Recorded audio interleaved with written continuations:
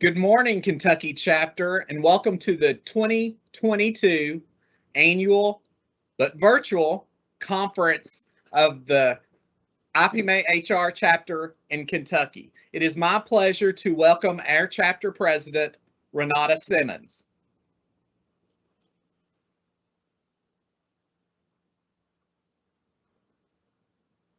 Hi, good morning, everyone. As Robbie said, welcome, welcome, welcome. I've had some glitches this morning, but we was already saying, hey, we're not going to let technology stop us now. So glad to be here and excited for a very exciting agenda today and tomorrow. We have 2 days of our conference. So we'll be doing virtual this time. Hopefully soon we'll be back to meeting everyone in person. But for now, in our virtual world, we just want to say welcome and feel free to make sure that you can use the Q&A chat box, the question and answer, to give us any questions you may have, any comments, feedback, anything that you would need for us to hear or see. Let us know. We'll be watching that and monitoring that throughout the day. We also just have a few other little items just to touch on real quick before we go ahead and get started and jump into our agenda. For our meetings for today and tomorrow, we will be receiving an attendee report for all those who have attended. So Robbie, of course, will be adding training hours for both days, 3 hours of training hours that will go to your My Purpose training transcript for both days of attending for the days that you attend. So remember that. You will see that in the next weeks coming up. Also, along with that, our recordings for these sessions, they will be on our website, but they will only be available for 6 months. So I know there's some folks that aren't able to be on here today. So let them know that they can retrieve the recordings from our website. And let's go ahead and get started. So you see our agenda. We have our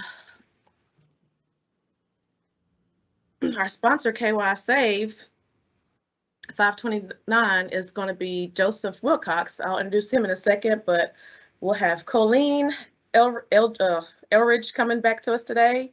She, of course, is former personnel cabinet employee, but we look forward to hearing from her. We'll have mediation program updates from Donna Shelton. And of course, we'll jump into our business meeting with our elections soon. And that'll be all that we'll have for today.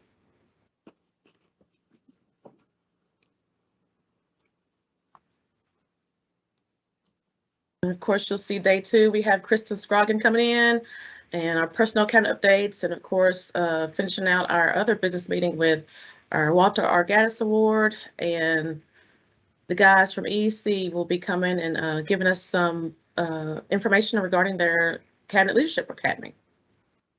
So at this time, I would like to introduce our morning speaker, which is our sponsorship for our conference. I'll be introducing Joseph Wilcox. He is an institutional relationship manager for KY Saves 529. His keen understanding of saving for education and the KY Save 529 plan in particular make him a valuable resource for spreading the word about saving now so that students can have a brighter tomorrow. So Joe lives in Lexington and is a graduate of University of Kentucky and has almost 2 years of experience in the financial services industry. So without further ado, I'd like to welcome Joseph Wilcox from KY Save 529. Okay, thank you very much. I appreciate that introduction there, Renata. And thank you. It's nice to be here in front of this group, and I appreciate the opportunity to sponsor this event today. It's hard to believe it's 2022 and we're still online. I remember one of the last in-person events I did before we got shut down with COVID was this conference back in 2020 when it was in person. I think it was like on a Wednesday, and the following Monday we were all shut down. So hopefully things will get back to normal here at some point. But I'm really happy to be with you here today. And I'm going to take a few minutes today. I'm not going to take, I think I was given like 30 minutes today, but I'm not going to take the full time here. I just want to make touch on a few points and make some observations around things that have happened the last couple of years and share some thoughts on the way forward. As Renata said in my introduction, I represent KY Saves 529. So it's Kentucky's official state-sponsored education savings plan. The plan is administered by the Kentucky Higher Education Assistance Authority, and it's managed by a company called Census. So I actually draw my paycheck from Census. I'm based right here in Lexington, where I grew up, graduate of the University of Kentucky. I've been with the plan since 2019, and I've been working in the financial services industry for almost 20 years now. So a Census, we are the leader in 529 plan management. We manage plans in about 40 different states, and we have billions of dollars under management. So we really work closely with state governments and human resource professionals. So a lot of what I'm going to talk about today, it comes from a white paper that we produced concerning employee benefits in our new COVID reality. So if anybody wants a copy of the white paper or the slides I'm going to share here today, I'll give them all to Renata and she can forward them out to you. But I'll say, we're not experts in human resources. Our expertise is 529 plan management, but we do work really closely with human resource departments across the nation. We keep track of trends and developments. So this white paper, it really comes from that perspective. So I am going to attempt to start my slides here.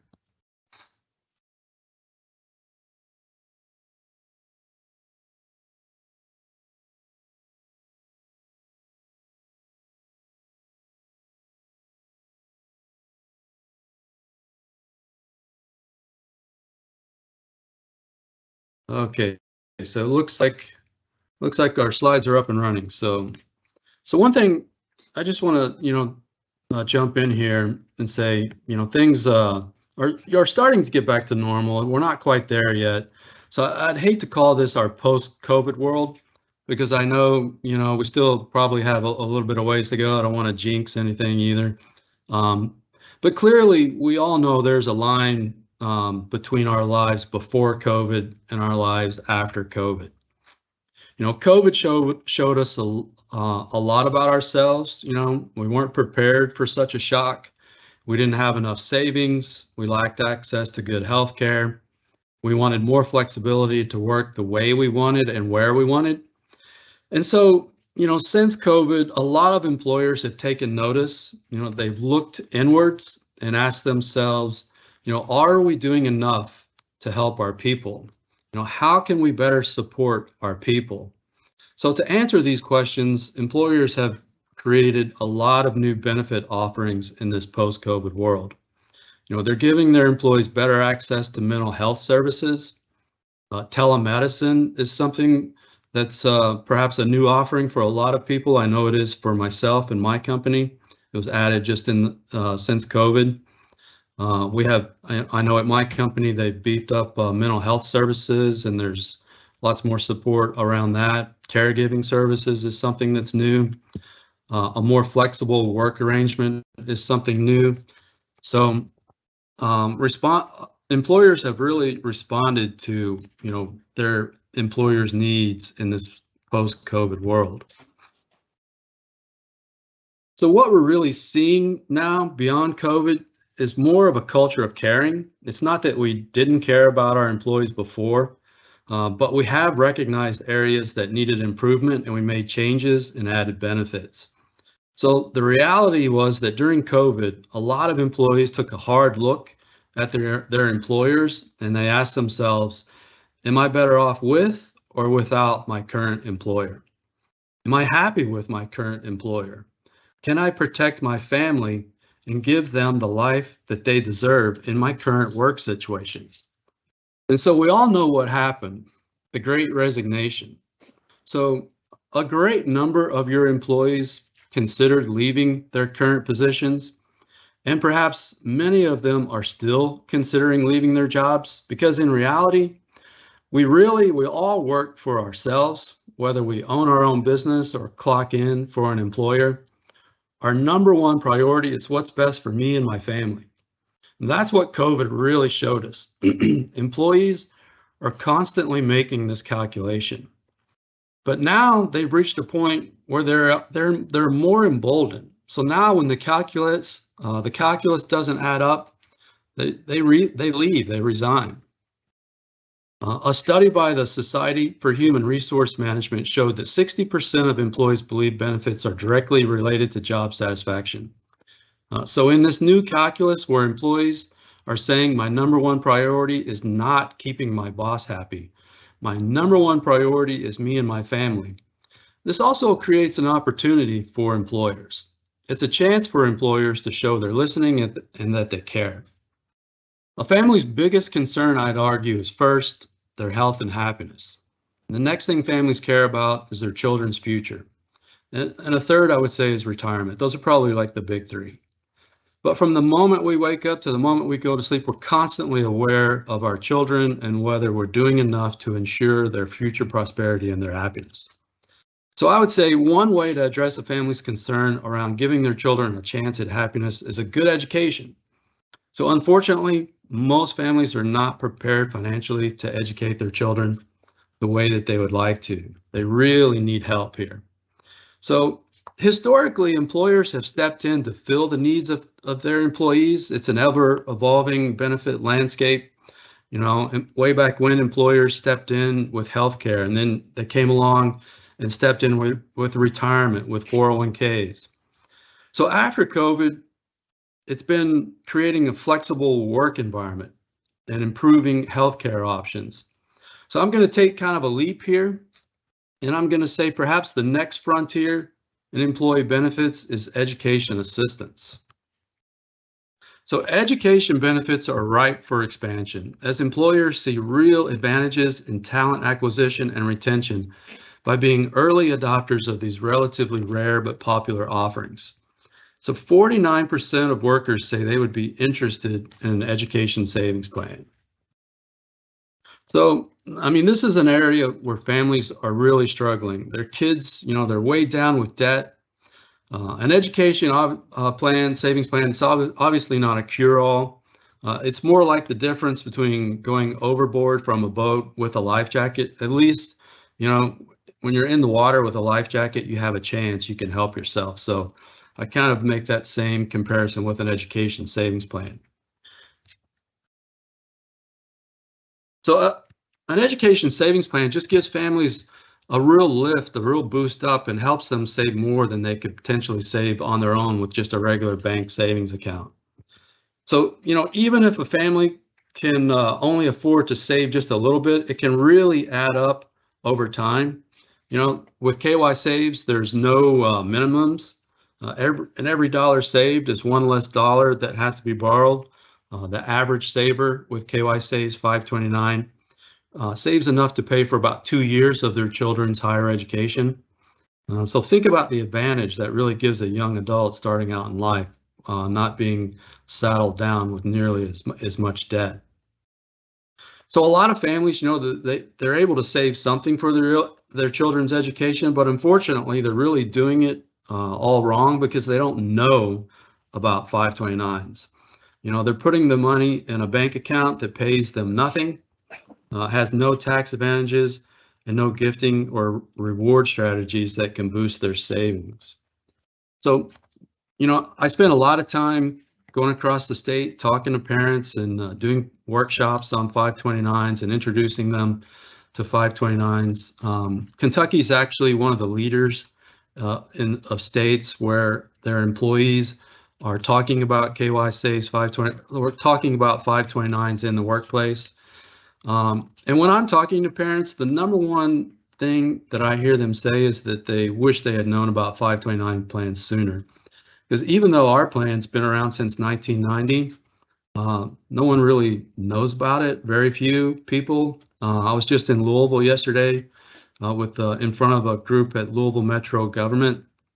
I present to their new employee orientation twice a month. And yesterday I had about 25 people that I was presenting KY Saves to, and 3 people had heard about a 529 plan in that group. So that's typically what I run into. Parents just are unaware of this type of help that's available. You know, and another thing I would mention is, you know, families don't have to use KY Saves 529. There's about 60 different 529 plans out there on the market. So I would say the most important thing is just letting employees know that these plans are available.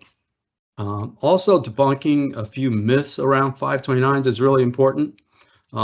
With KY Saves 529, a lot of people think that their kids have to go to school in Kentucky, but that's not the case. They can go to school in all 50 states and use their KY Saves 529 plan savings to pay for that education.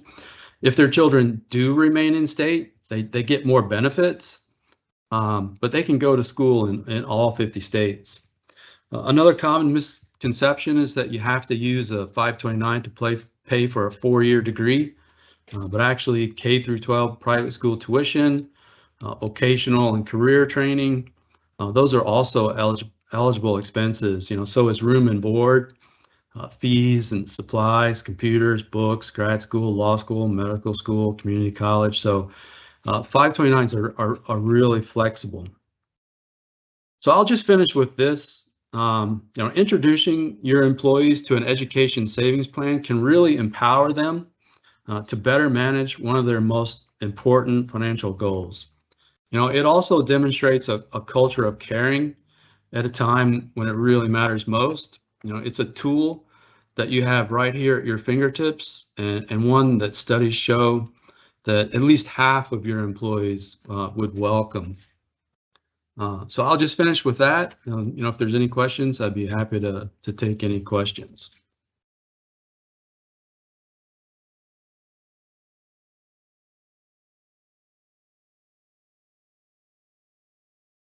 Joseph, I don't see any questions right now. We'll give a few seconds. Our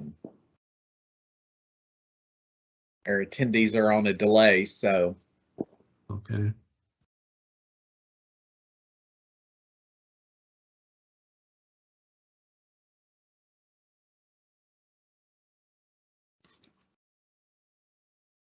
I don't see any. If you, we do have one. What are the low fees that are associated? So with a 529 plan, the fees are borne by the account owner. So with KY Saves 529, our fees range anywhere between 0.20 and 0.80. So what that means is if an account owner had a balance of $1,000 in their plan, their annual fee would range somewhere between $2 and $8 for the year. So the fees are based on your investment choice. So there's a wide range of investments that come with 529s. They're really easy to understand though and set up, but the fees are based on which investment choice you choose. Thank you. You're welcome.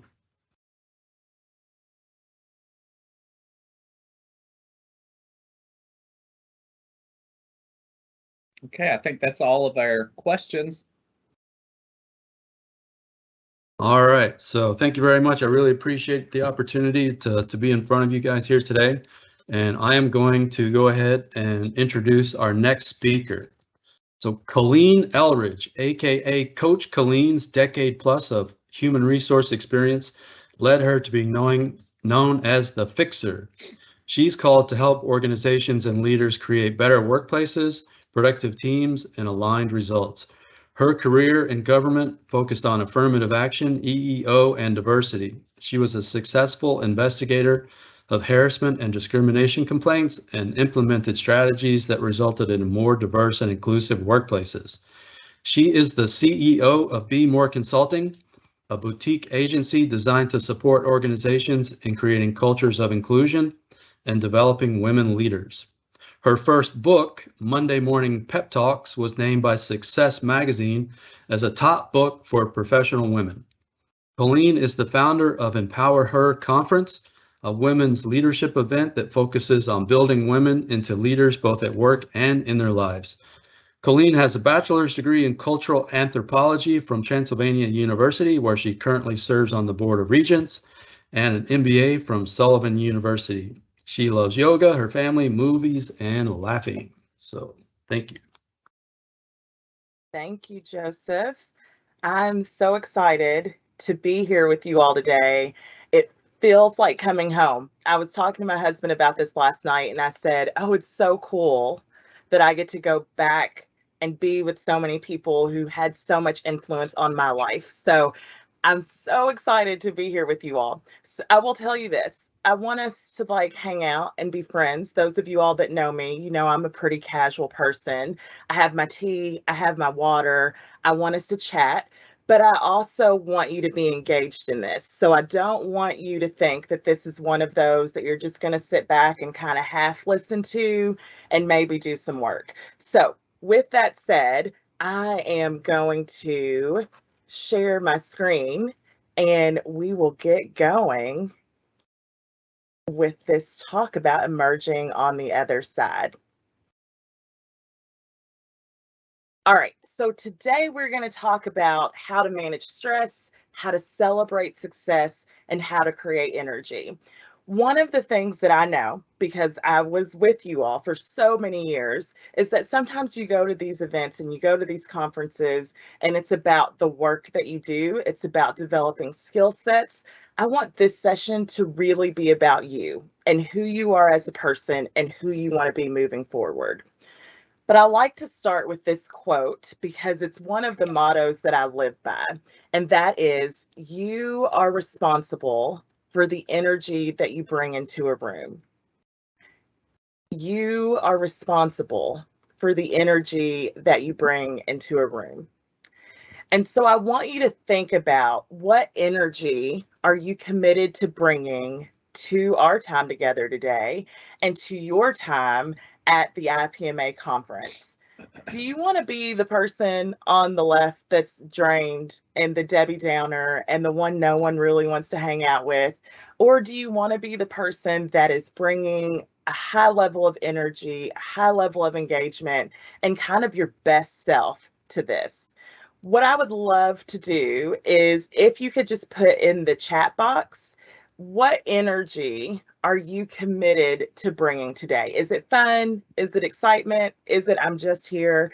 Is it whatever it is? I just want you to be intentional about it, and I want you to think about, what energy do you want to bring to our time together today? Go on and drop that in the chat box.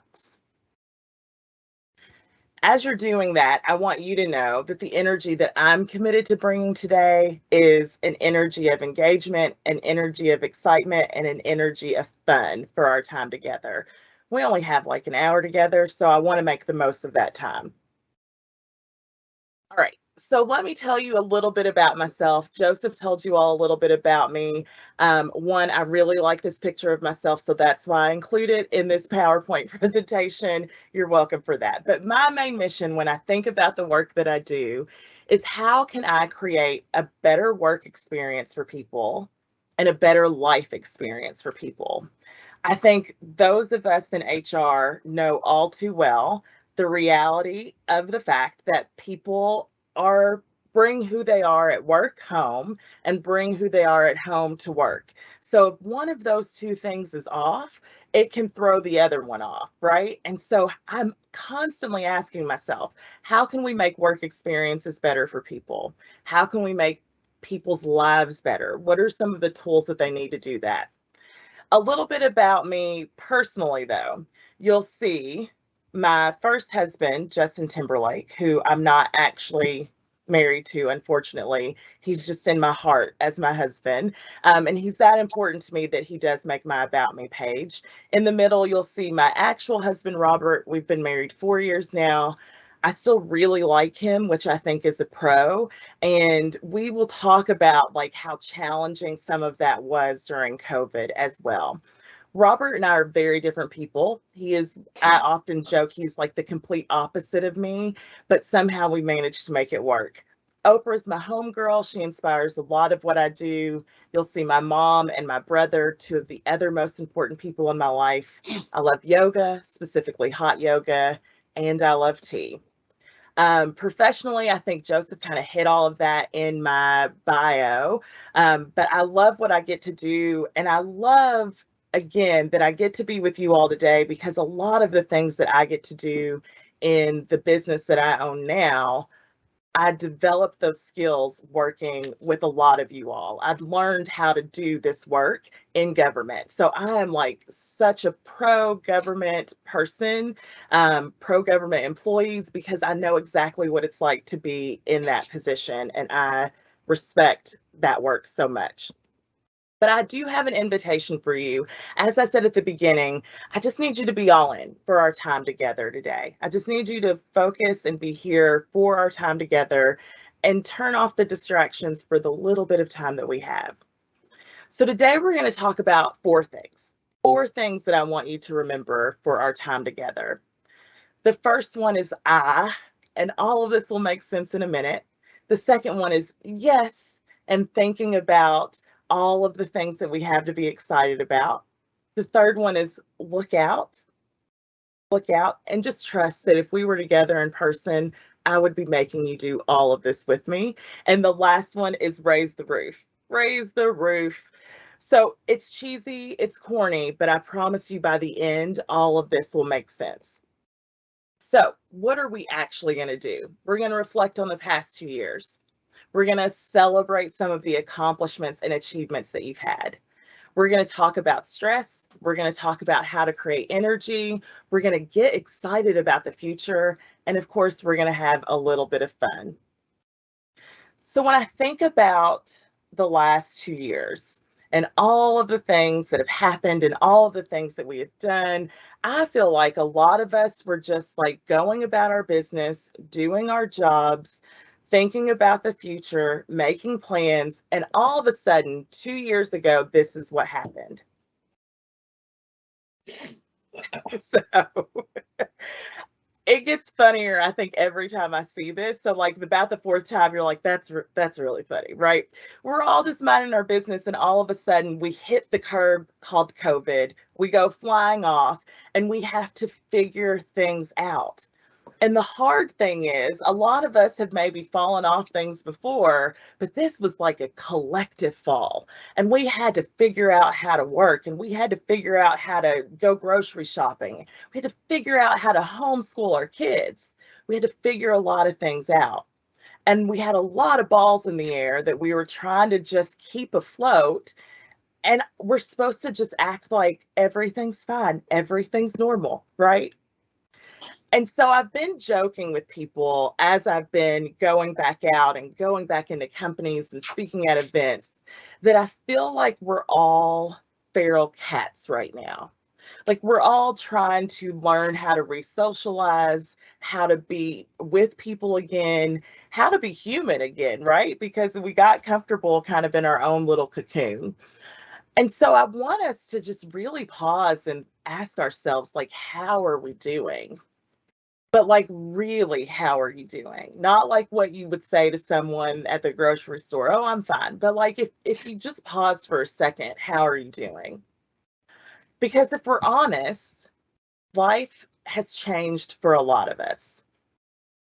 Our work has changed. Our travel has changed.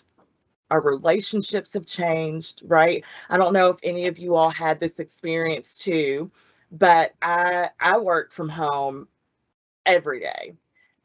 When COVID hit, my husband started working from home, and all of a sudden, y'all, he was in my space. And I was like, why are you in my space in the middle of the day? Right.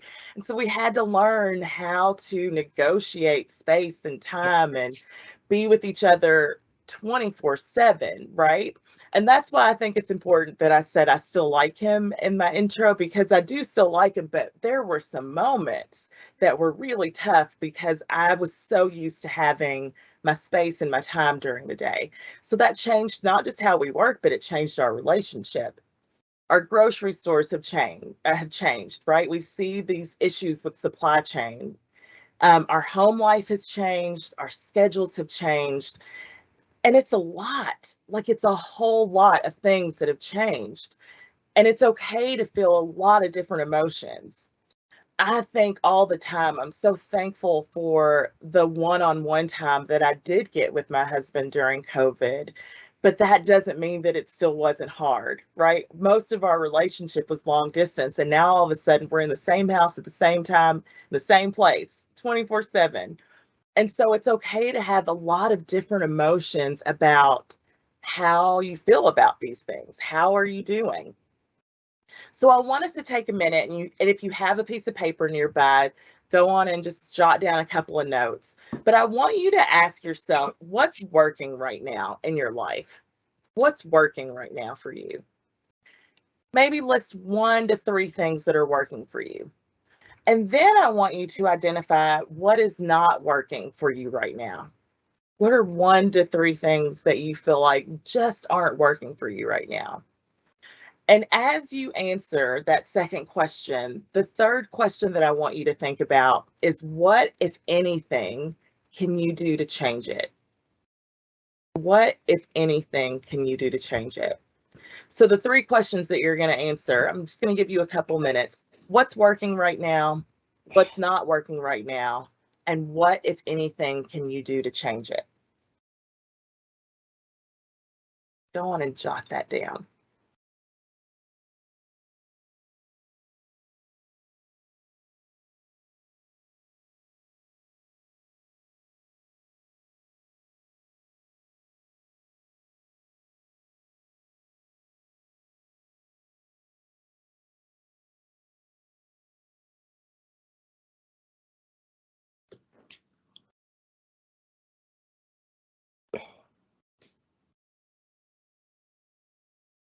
All right. So the reason that I ask, what, if anything, can you do to change it, is because a lot of times we will spend a whole lot of energy and a whole lot of effort and a whole lot of time trying to worry about things or trying to be involved in things or be upset about things that aren't working, but we don't actually have the ability to change it, right? And so, like, that's kind of the definition of insanity, right? Doing the same thing over and over again and expecting a different result. That is the case here. Sometimes when things aren't working, you can just say, it's not working, and I can move on to something else instead of wasting the time and the energy and the resources to try to fix it, especially if it's not your thing to fix. So every week, I try to ask myself these questions. What's working right now? What's not working right now? And what, if anything, can I do to change it? And the reality is sometimes we can't change our circumstances, but we can change how we respond to them. We can change the amount of energy that something is taking from me when I can't actually change the circumstance, right? So think about how can I change my response to something that maybe isn't working? But when we think about things that aren't working, how do we usually respond? Now, I don't know about you, but I usually respond with stress, right? Just like to my core, I go straight to stress. And I wanted to just share with you all a list of a few things that are stressing me out right now. Just a few things, right? And it's okay if your list is long too. But I think sometimes we try to act like things aren't stressing us out or things aren't bothering us. And it just like stays stuck in our body. So what I want you to do is I want you to identify just a few things that you feel like are causing you stress right now. And if you have a piece of paper, I want you to write down what are 1 to 3 things that are causing you stress right now. 1 to 3 things. And if you need a list, here's a list. Here's a list of things that you can use of things that cause me stress from time to time. So what are 1 to 3 things causing you stress right now?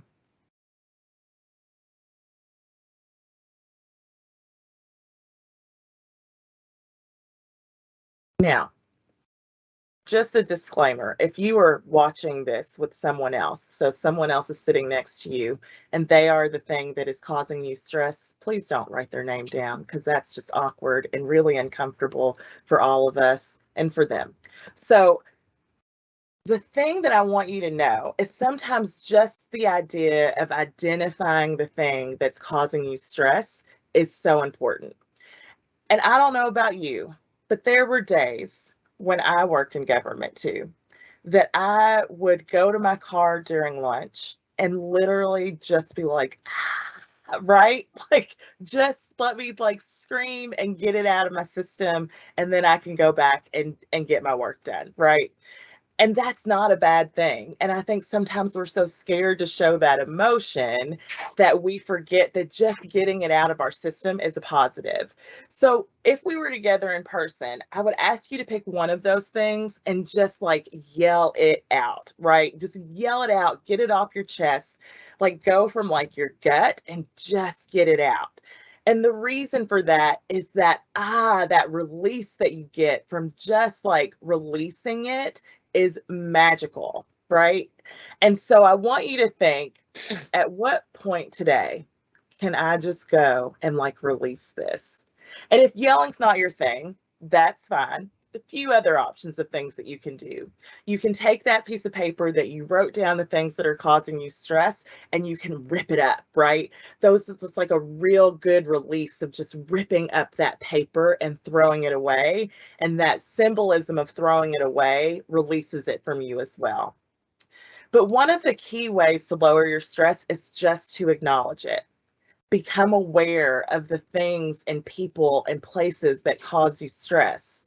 And then once you become aware, you can then limit your access to those things. You could limit their access to you. I know we all have those energy vampires in our lives that just like suck the energy out of us. Ask yourself, how can I limit my interactions with that energy vampire? So become aware of the things that are stressing you out.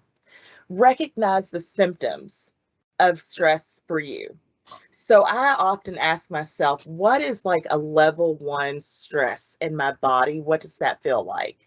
For me, when I'm like level 1 stress, I get a little bit of tightness in my jaw. When I'm at a level 5 stress, I get a headache.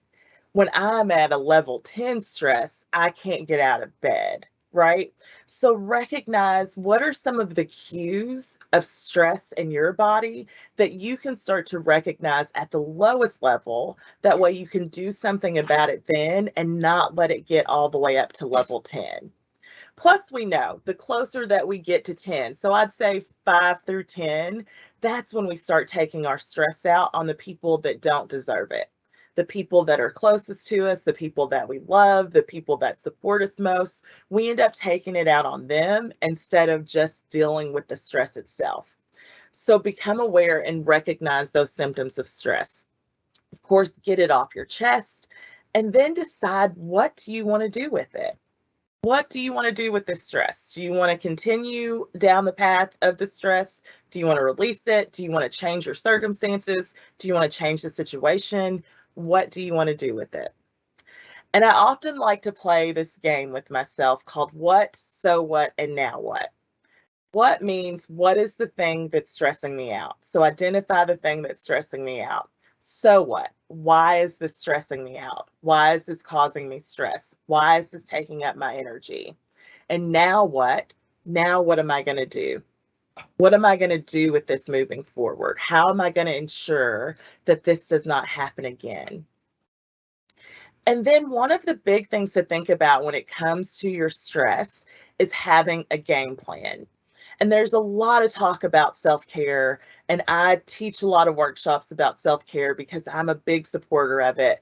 But sometimes I think people have this misperception that self-care is like being in a bath and like having this luxurious experience, when really sometimes self-care is, I have 2 minutes in between a meeting. What can I do with those 2 minutes that might take care of me? Can I just take a few deep breaths? Can I listen to a song that makes me feel good? Can I like text a friend? What can I do in those 2 minutes, in those 5 minutes, in those 10 minutes that might fill my own cup up? And I think it's funny because often what happens is we have 2 minutes in between something and we think, what should I do with this 2 minutes? And we spend the entire 2 minutes thinking about what we should do with the 2 minutes instead of actually doing the act of self-care. So have a game plan for what you would want to do when you find yourself with periods of time in between things throughout the day that you can take care of yourself. I will tell you all this because we're friends. One of my favorite things to do, and don't judge, is I really love to pull up YouTube videos of people falling on snow and ice. Like, to me, that is the funniest thing. It makes me laugh so hard. And that's what I do. If I'm having a bad day, if I need a few minutes of laughter in my life, that's what I do, right? So find your thing. What is it for you that you can do in short periods of time that can fill your cup? As we emerge on the other side, it's so important to just acknowledge how hard it's been. It has been hard for so many of us in so many different ways the last 2 years. And I don't know about you, but sometimes I'm like, I'm really tired of being resilient, right? I want things to just be normal. I'm tired of having to build this resiliency. So that was the part, right? I told you the 4 things. That was the identifying the stress, releasing the stress, and having a plan for how to better take care of yourself. The second thing that I said we were going to talk about was yes, right? So the yes is all about celebration.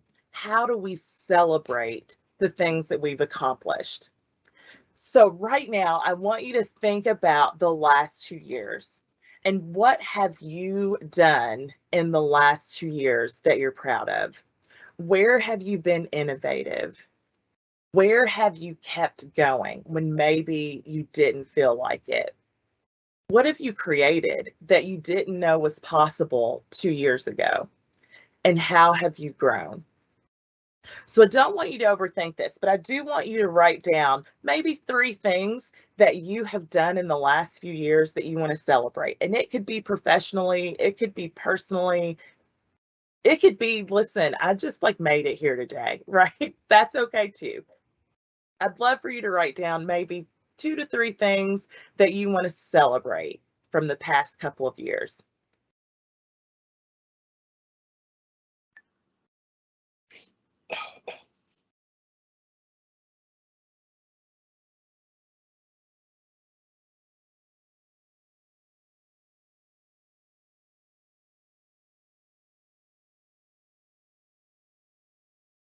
I can't remember if we have access, but if you could type it in the chat, like what is something that you want to celebrate? Because I want all of us to celebrate you. What are some of the things? And Robbie, if you could read if things come into the chat, because I won't be able to see it, that'd be great.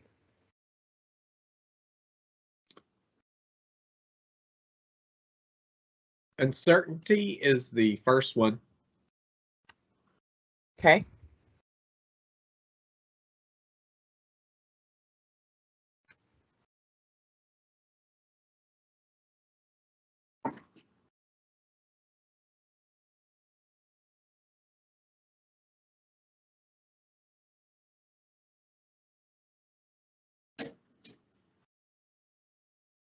While y'all are thinking, I'll tell you something that I want to celebrate from the last 2 years. I left state government the November before the pandemic hit. And I had all of these plans. I had all of these things on my calendar. And then March hit. And by the end of March, everything for that entire year was off my calendar. And I was like, crap, like, what am I going to do? Because this was the plan that I had to go in and do work with these companies. This was the plan I had to go speak at this conference. And all of these things got canceled. And I spent 2 days staring at the wall, just like thinking, what am I going to do? How can I fix this? What are other things that I might be able to do? And somehow was able to think through and create a plan to still make this business work. And because of that, I ended up with clients all over the world that never would have had access to me had we not been in this like virtual only environment. And that has led to now in-person things with these clients. And so I'm really proud of that piece and like figuring things out and thinking through and not just giving up, right? So that's one of the things that I'm really proud of. Did anyone else share in the chat box? Yeah, we have someone said telecommuting. Awesome. I celebrate my health, Wonderful. confidence and growth in leadership. Oh, love that.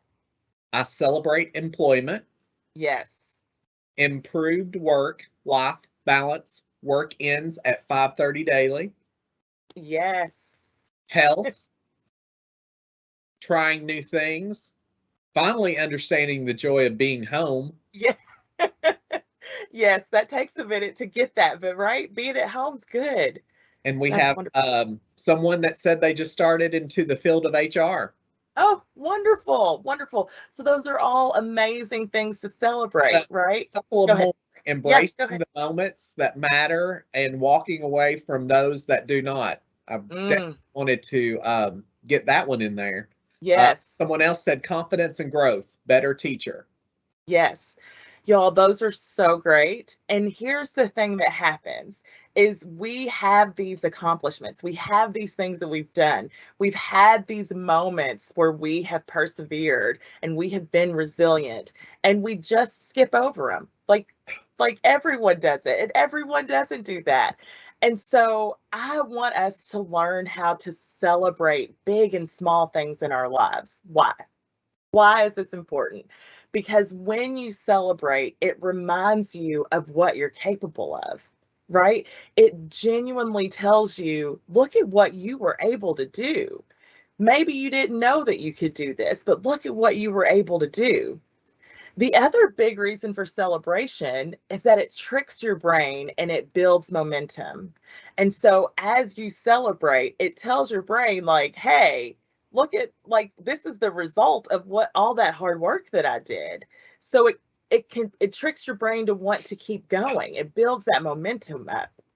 Celebrating is also fun.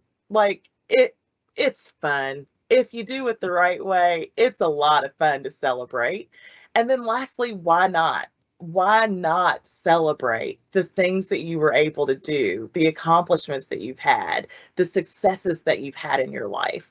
Why not celebrate it? So, you have so much to be proud of. And I imagine if I sat down with each of you all individually and said, tell me some of the things that you've done in the last 2 years. Tell me the hard things that you've done in the last 2 years and how you've made it through. We could fill up pages and pages and pages of things that you have to be proud of in your life. And so normally, if we were together, we would talk about levels of celebration. And I'm going to talk a little bit about it because level 1 celebration is really just like, yay, yay. And if you came to me and told me exciting news of something that you did and something that you accomplished, and my response was, yay, you wouldn't feel very good about it, right? A lot of us don't even give ourselves that level 1 yay. A lot of us don't even acknowledge ourselves at that level 1. And so what do you think it does when you're not even giving yourself that encouragement, right?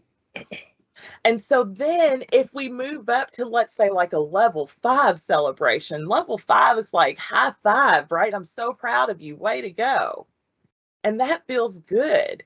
That feels good to look at yourself and say, you know what? I'm really proud of you. I'm really proud of what you were able to do.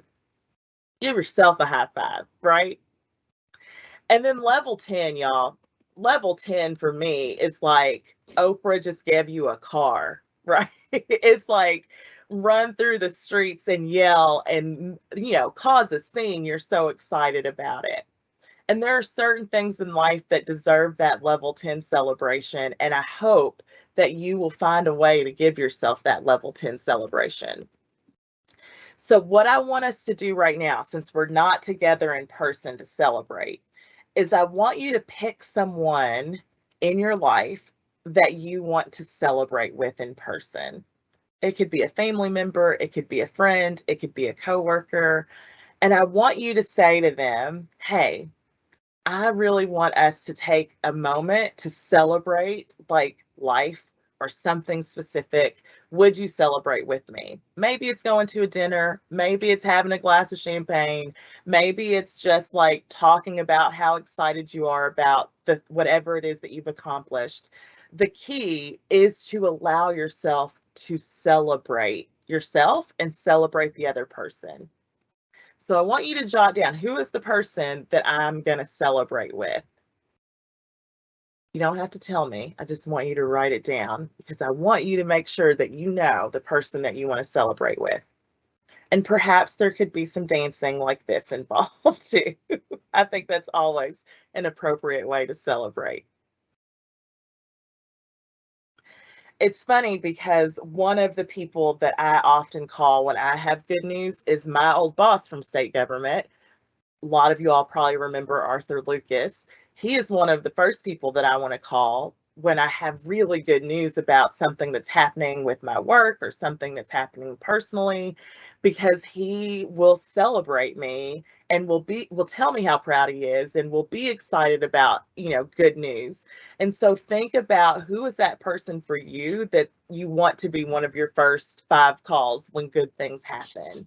Let them celebrate you and you celebrate them. All right. When you don't celebrate success, you tell your brain that the hard work, the energy, the effort that you put in wasn't worth it. And what we do when we know that something isn't worth it is that we don't want to do it again. And so it makes it even harder the next time. So the next time you have to do something hard, you think, gosh, like, it's so much work. Is it going to be worth it?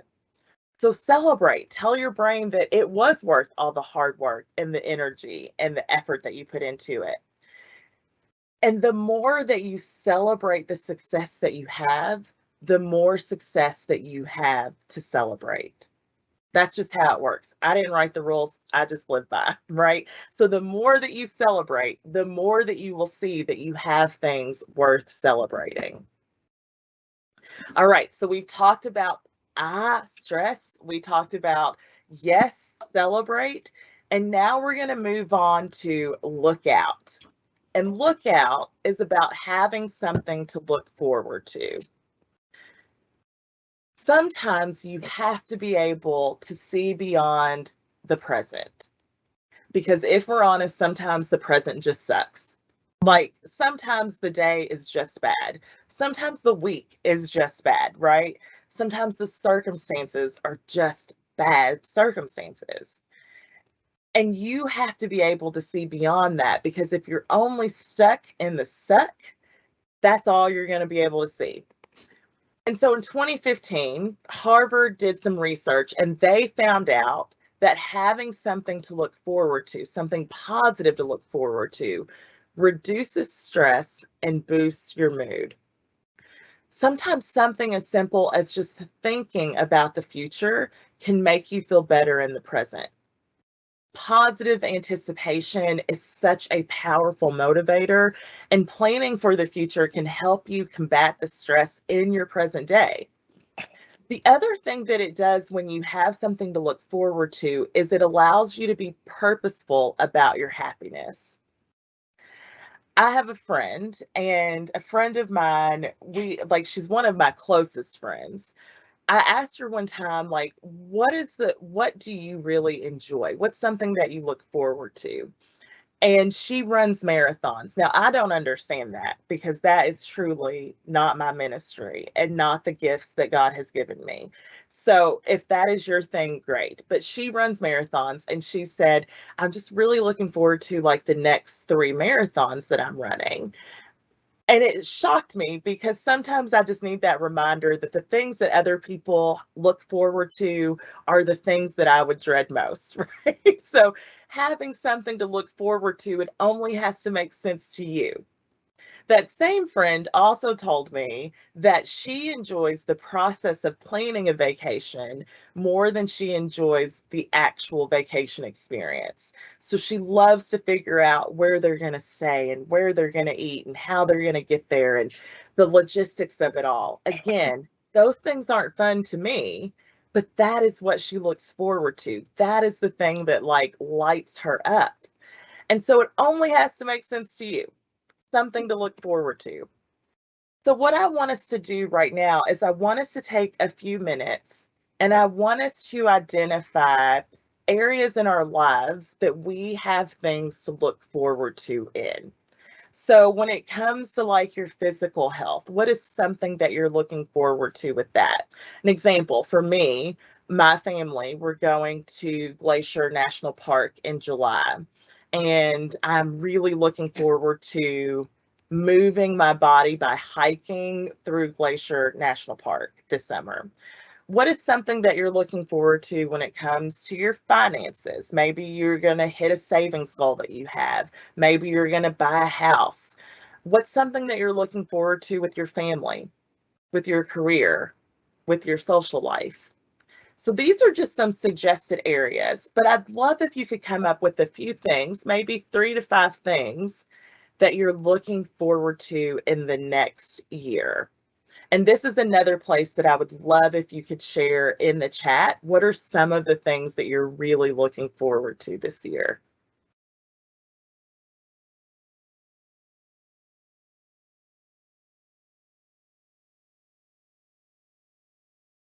While y'all are doing that, I will tell you, I'm also looking forward to, I'm taking half of July off to go to Montana to hike. So just not working half of the month. I'm excited about that. I'm excited about seeing some friends that I haven't seen in a while later this month. So what are some of the things that you're looking forward to?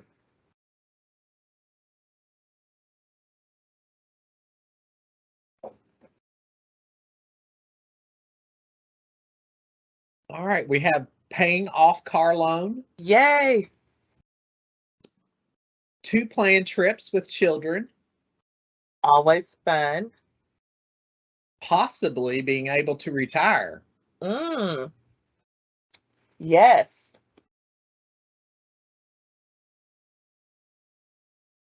trip to Disney World, How exciting.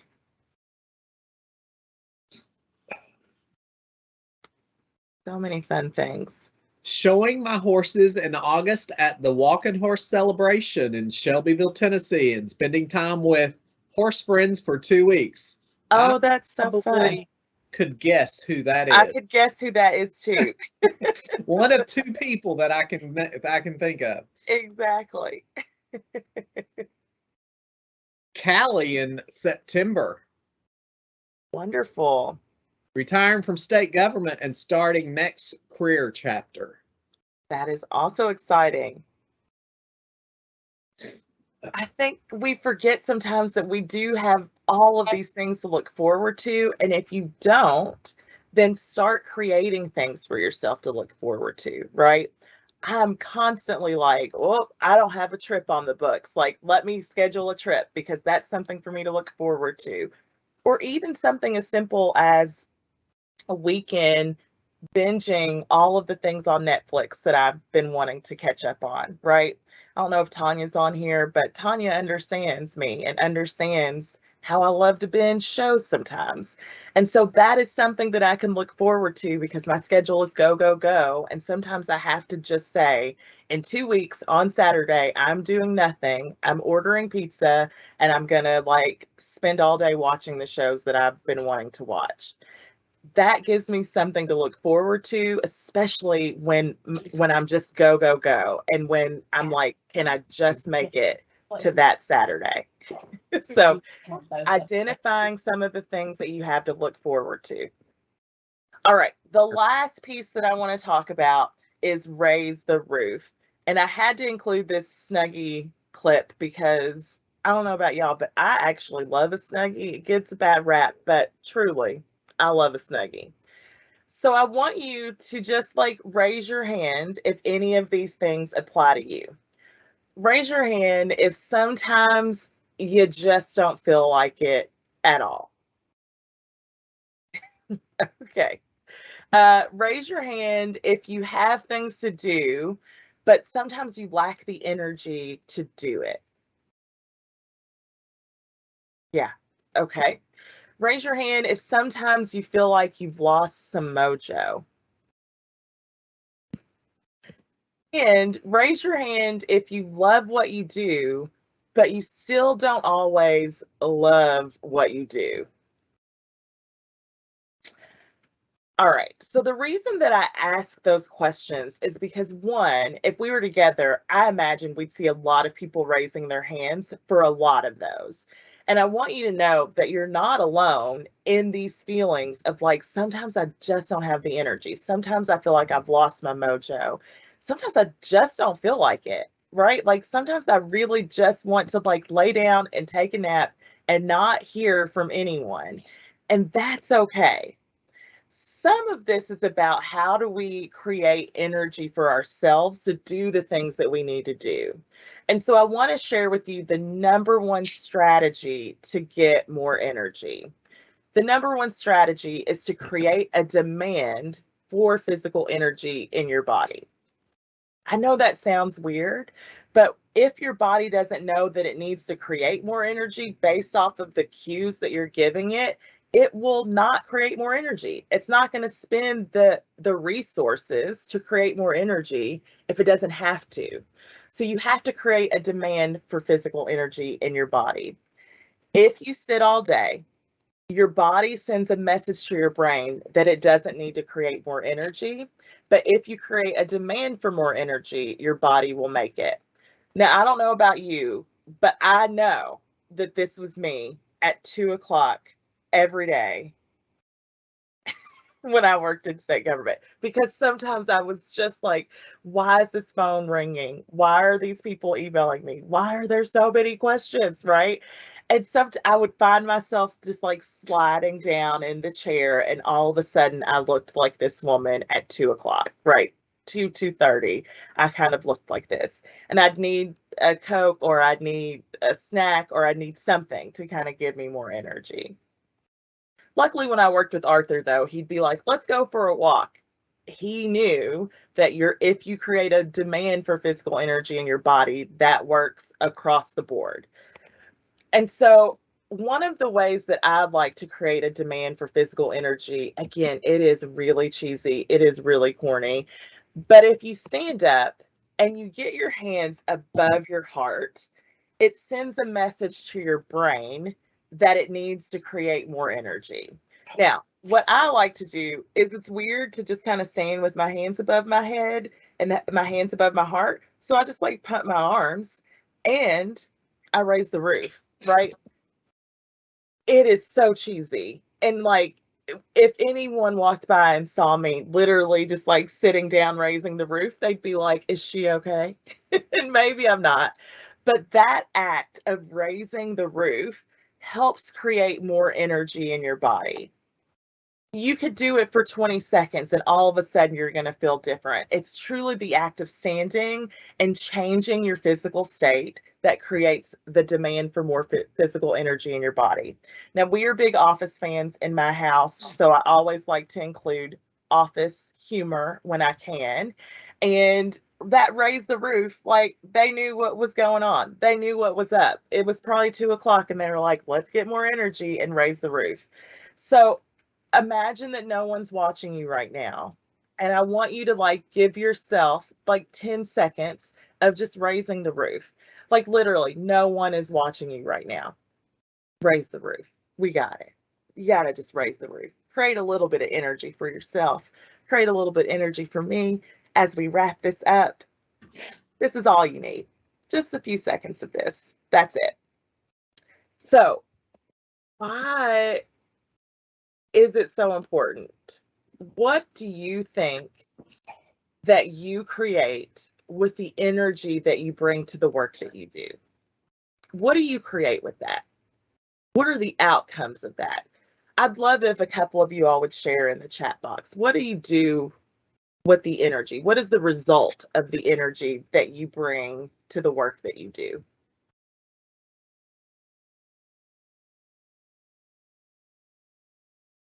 Feel free to type it in the chat box.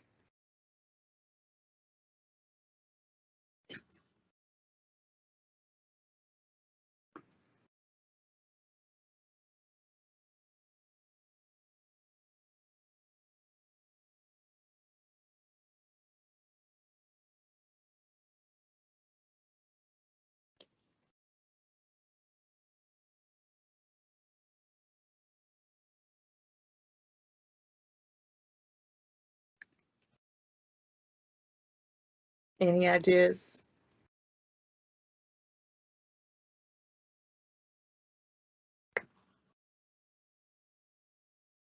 Positive energy is contagious. It is contagious, and so is negative energy, right? So if you are the person that's bringing the negative energy, you're bringing everyone else into that as well.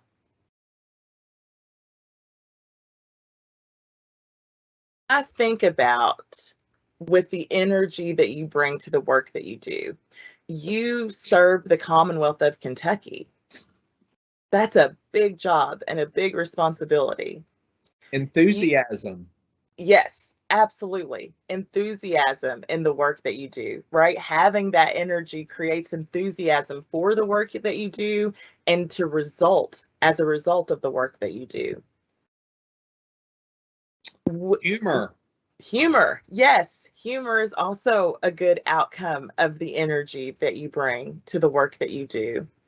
Creating a positive customer service culture. Yes. Also great.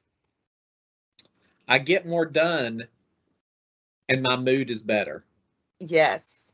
You do get more done when you have high energy or when you feel good about the work that you're doing. Encouragement. Mm-hmm. The other thing that I think about too is with your energy, you build relationships within your agencies and within the entire enterprise of government, right? Like all of you all that are in HR, it's not just like your one thing. It's you wear so many hats and you have to build those relationships and you have to be able to work with all kinds of different people, again, both within your agency and all of us that work in HR, right? And so that's important work that you have to have the energy to do. With the energy that you bring to the work that you do, you also create jobs, you create access, and you create peace of mind for people. I think sometimes we take for granted in the work that we do in HR, the decisions that we make and how we make those decisions impact people and can make or break someone's work experience, someone's life experience, someone's family experience, all through the energy that we bring to a situation, all through the work that we do, all through the decisions that we make and how we show up to make those decisions. And so the work that you do truly does have the possibility to change lives. It does. And I think that we forget that because we get so stuck in the day to day that we forget that the work that we do is so important. And so we need you because you never know how much you might impact someone's life. And I say this because, like, truly, when I was thinking about how full circle this moment is for me to be back with you all in this different role, but to be with so many people that have influenced the work that I do, that have supported me in the work that I do. I was an intern when I started in state government, my senior year of college. That led to a full-time job. And so I feel like you all got to watch me grow. You got to help me grow. You got to help me develop these skills. And you all did that by showing up as yourselves and showing up with the energy of like giving to people that needed to learn. You showed up with the energy of friendship, that people that want to be friends with you at work. So many things happened. I would not be the person that I am were it not for so many of you all in state government that have impacted my life so positively.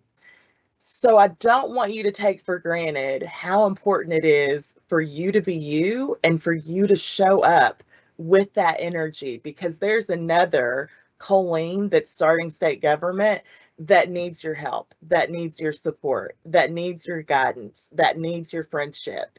And you never know the impact that that might have on someone else's life. So I want to take just a moment to thank you all, especially those of you all that I had the chance to work with both in the personnel cabinet and outside of the personnel cabinet. I just want to thank you all for the impact that you all have had on my life and let you know how thankful I am for that opportunity to work with you all and for the continuation of the love and support that you all show me and for letting me be here today. So someone needs you to show up with that energy. So don't take that for granted. So let's recap. We talked about stress. Remember so what are the things that are causing us stress? Identifying the stressors in our life and then figuring out a game plan for how to manage our stress a little bit better. We talked about, yes, that idea of celebrating the things that we have done, celebrating those accomplishments, taking the time to intentionally celebrate the things that we do in life.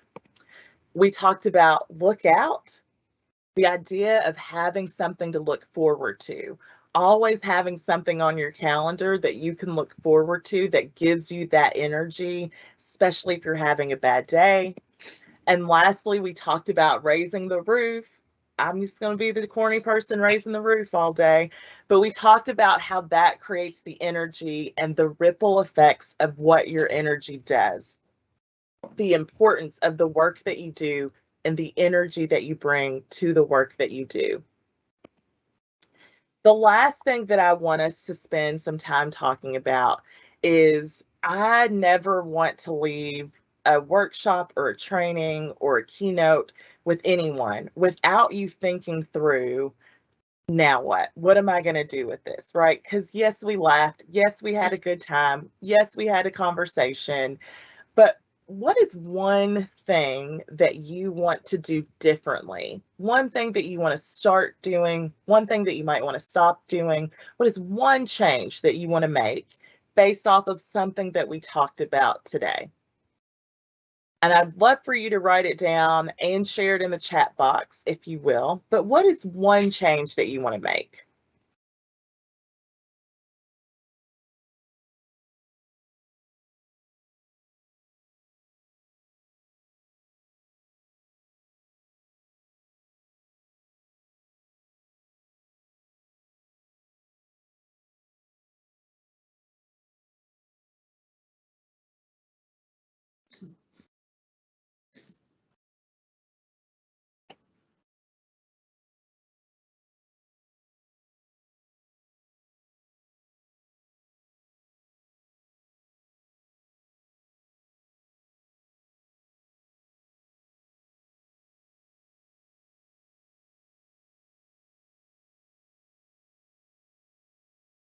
Any responses?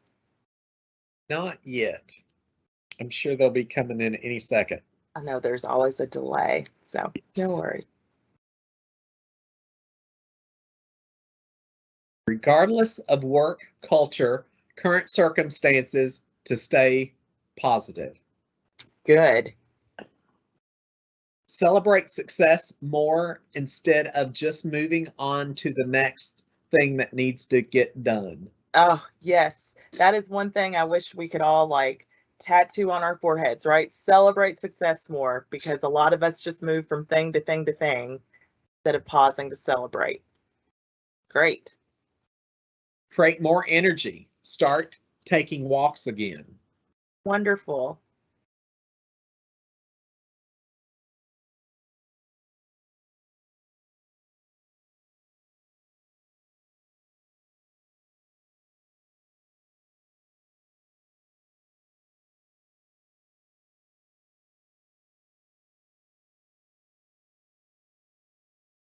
Well, I hope that you all got something from this. I hope that it gave you some time to think about for yourself, what is it that I want?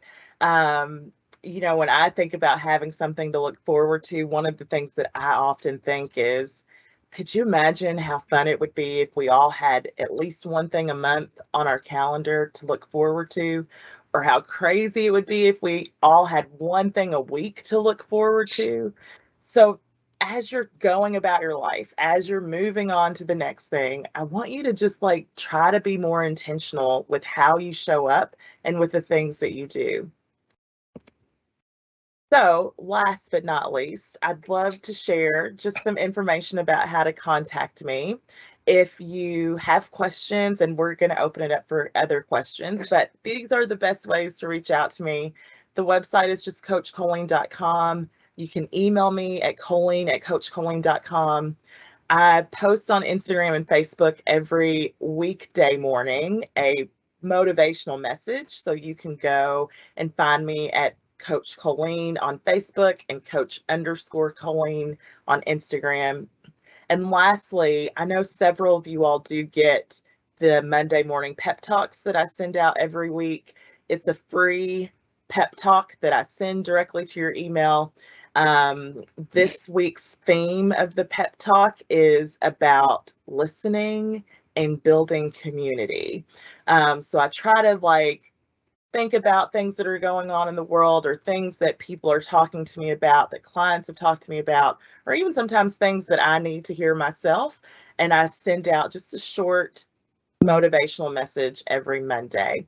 If you're interested in getting that, it is completely free. You just text the words "Be More," BEMORE, to the number 66866. And I'd love to have you all join that. That is it for me. I will open it up for Q&A. Oh, actually, before we go, let's just raise the roof one more time, because we need some energy for the rest of your time together at the IPMA conference. I was talking, some of you all may remember my friend Clint Morris that used to work with me in state government. And we talked yesterday about how many times we had spoken at IPMA before. I think this is maybe the 5th or 6th time that I've spoken at IPMA in different capacities about different things. So I do just want to thank you for having me come back, having me in this different capacity. And again, thank you all for the work that you all do. So I will open it up for questions. I will stop my screen share and open it up for Q&A. No question yet. Still on a few seconds delay, but we do have a comment, a wonderful presentation, and I will second that. Coach Colleen, it's always a pleasure hearing you, and we've missed you. I know, I've missed you all too. I miss the people so much in government. You all are great people, and we're great people to work with. So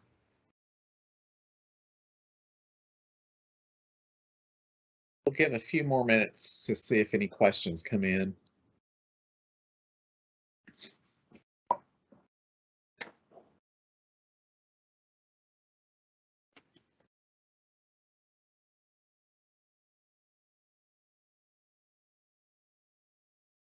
and it's okay if there aren't any questions, but I know that there is a delay.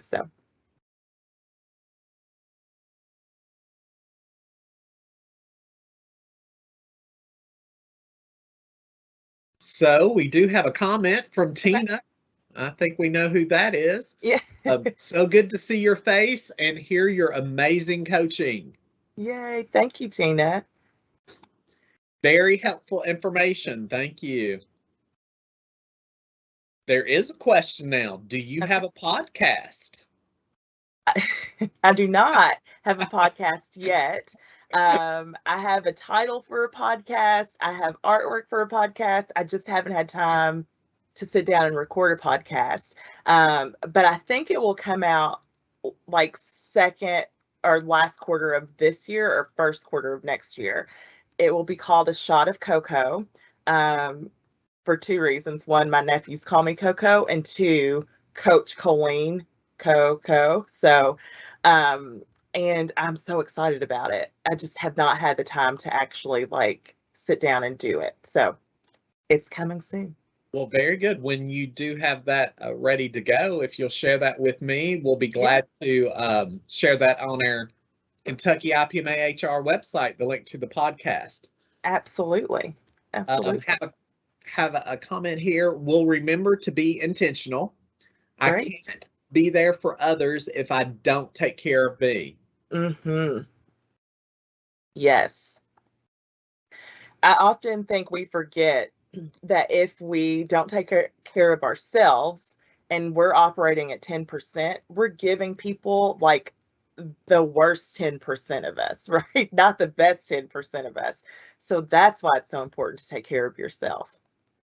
Great perspective. All right, I think that's it. All right. The last thing I will say is this. If y'all see Singer, keep giving him a hard time for me, okay? Tell him I said so. we will do that, and he is on the agenda for tomorrow. So if you want to check in with us as a spectator attendee, we'll be glad to have you back tomorrow. Awesome. Thank you all so much. All right. Thank you again. It was great seeing you. It's always a pleasure, and you always have wonderful words. So at this point, we will turn things over back to our chapter president, Renata Simmons.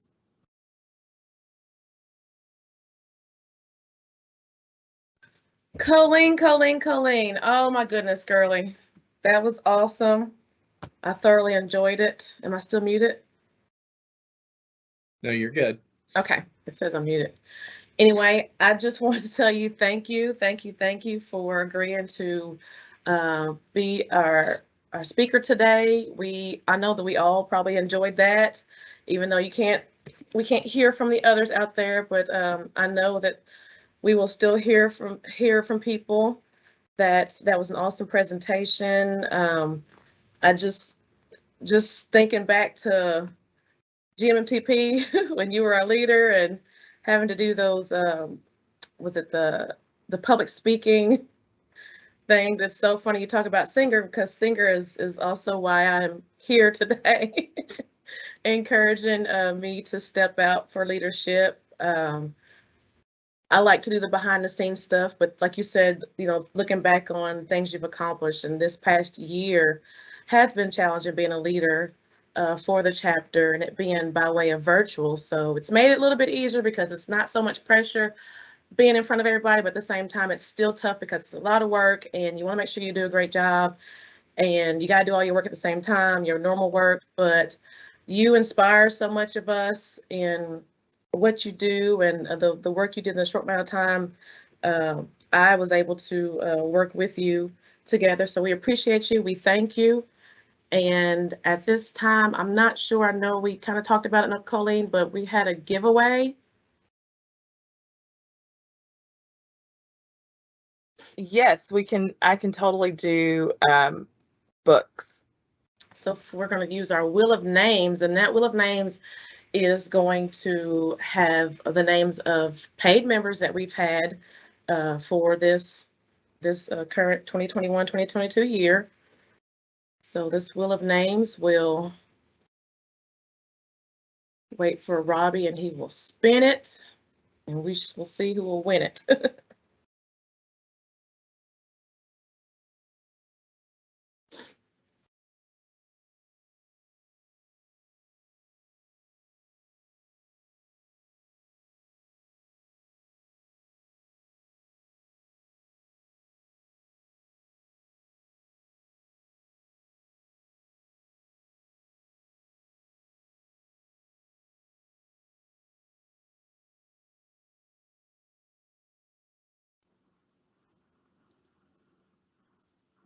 Here we go.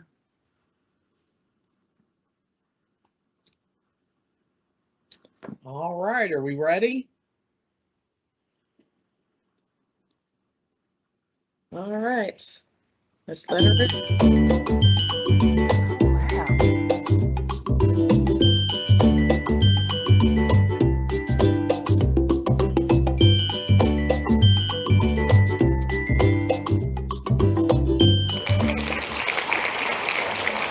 Rick Davis.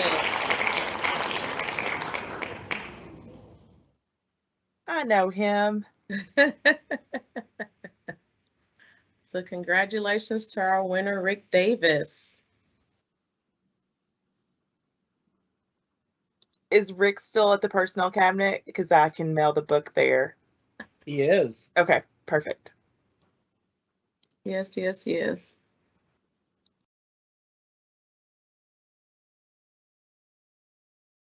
All right, again, we want to say thank you again to our speakers this morning.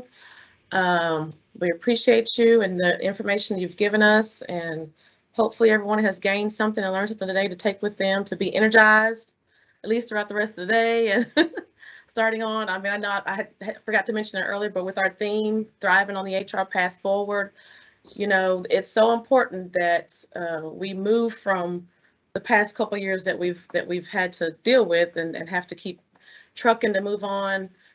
We've had to go down different paths, unknown paths in the HR world with the COVID, but just excited. We're ready to take on and keep thriving, moving forward, and also to celebrate 200, what do you say, 230 years, Larry?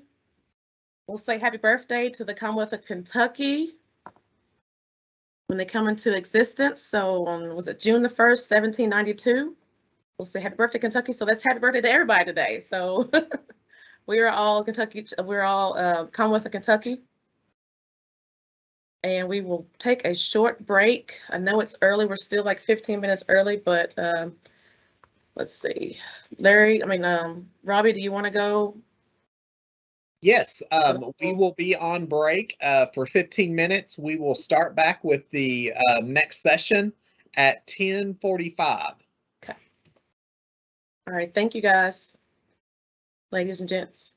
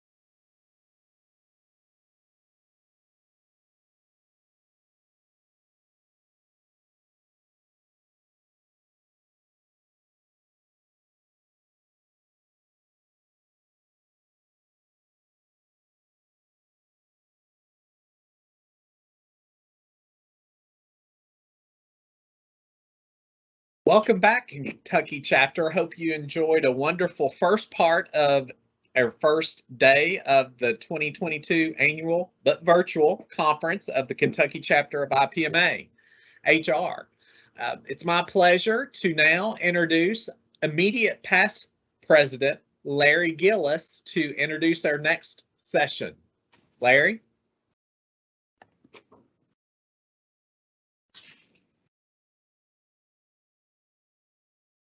Thank you, Robbie. I have the pleasure of introducing Miss Donna Shelton as our next speaker. Donna began her career with the state government in 1994 as the first certified rehabilitation counselor for what was then called the Department of Personnel in the Workers' Compensation branch. She had the privilege of spending her entire career with the Department of Personnel, later the Personnel Cabinet, working with several areas, including the Return to Work program, the State Safety Program, the Workers' Compensation Program, Family and Medical Leave, Sick Leave Sharing, Annual Leave Sharing, the Americans with Disabilities Act, the Employee Suggestion System, Adoption Program, and the Employee Recognition Program. She also became a certified mediator with the Kentucky Employee Mediation Program in 2009, and she's participated in numerous mediations and workplace resolutions, and she's very, very, very good at that. She retired in 2020, or as she says, she redirected things in her life, and she spent 14 months working for a private company, a company in Lexington, before returning to the Personnel Cabinet in December 2021 to serve as the Ombudsman. Her current role includes overseeing the Kentucky Employee Mediation Program, the state's Red Flag Reporting Tip Line Program, and also the Transitional Assistance Program. Donna is a graduate of the University of Kentucky, receiving a bachelor's degree in education and a master's degree in rehabilitation counseling. She holds certifications in both rehabilitation counseling and case management. So at this time, it's my pleasure to welcome Ms. Donna Shelton to the agenda. Donna? Thank you very much, Larry. I appreciate it. It's great to be back with the Personnel Cabinet and working with everyone again. We're going to see how good I can celebrate this technology. So I've got myself off on camera. I've got myself off mute. So far, so good. Let me share my screen here.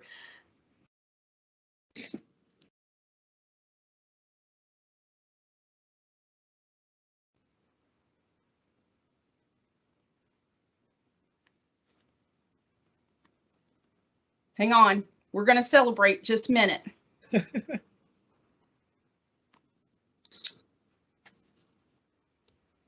Maybe. There you go. Yay!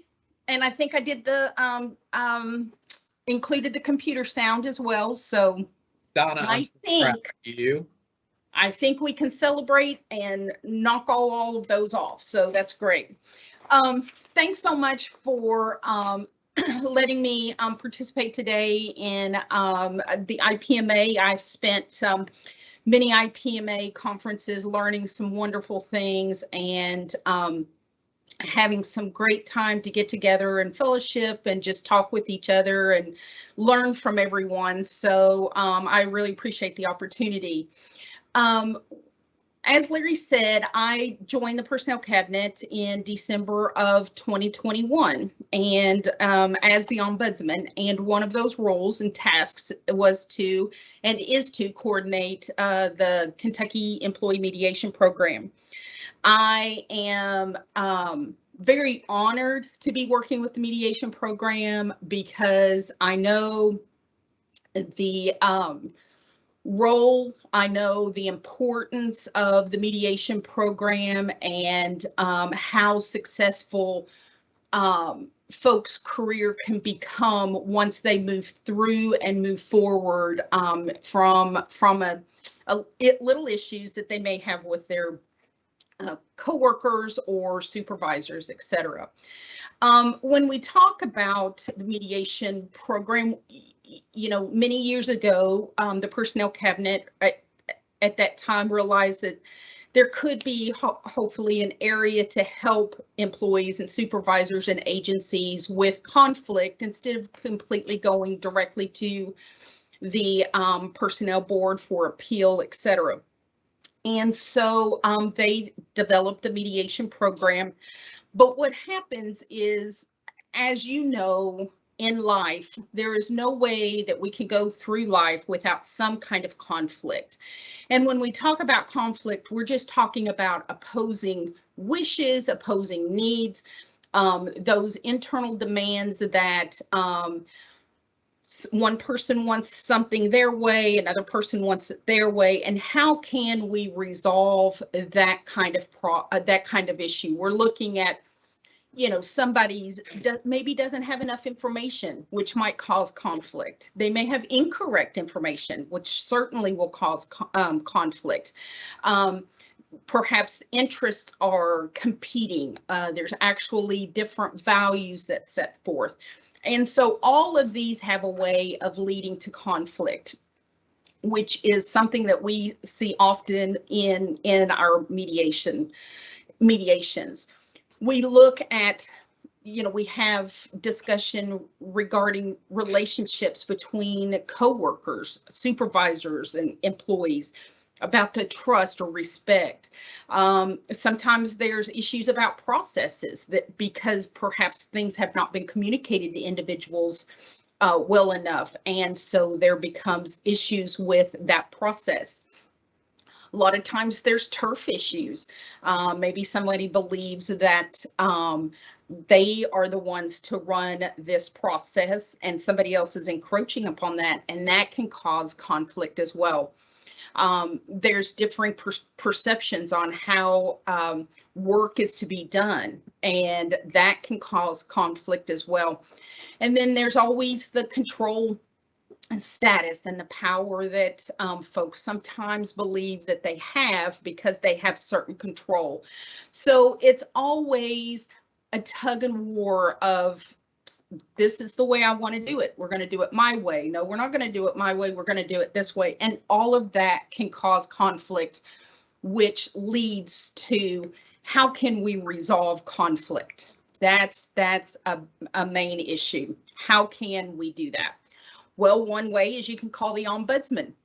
That happens to be me, just a liaison for employees and agencies. If there's needs for resources, needs for information, to work to try to resolve any issues with not having the correct information or not having enough information.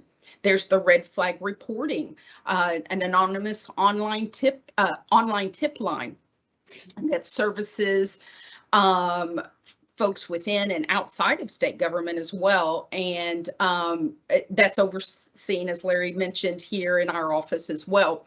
And that those kinds of things can be investigated and looked into by agency HR.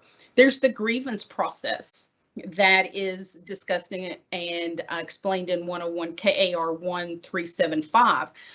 That is a formal process that can be filed by an employee against an agency.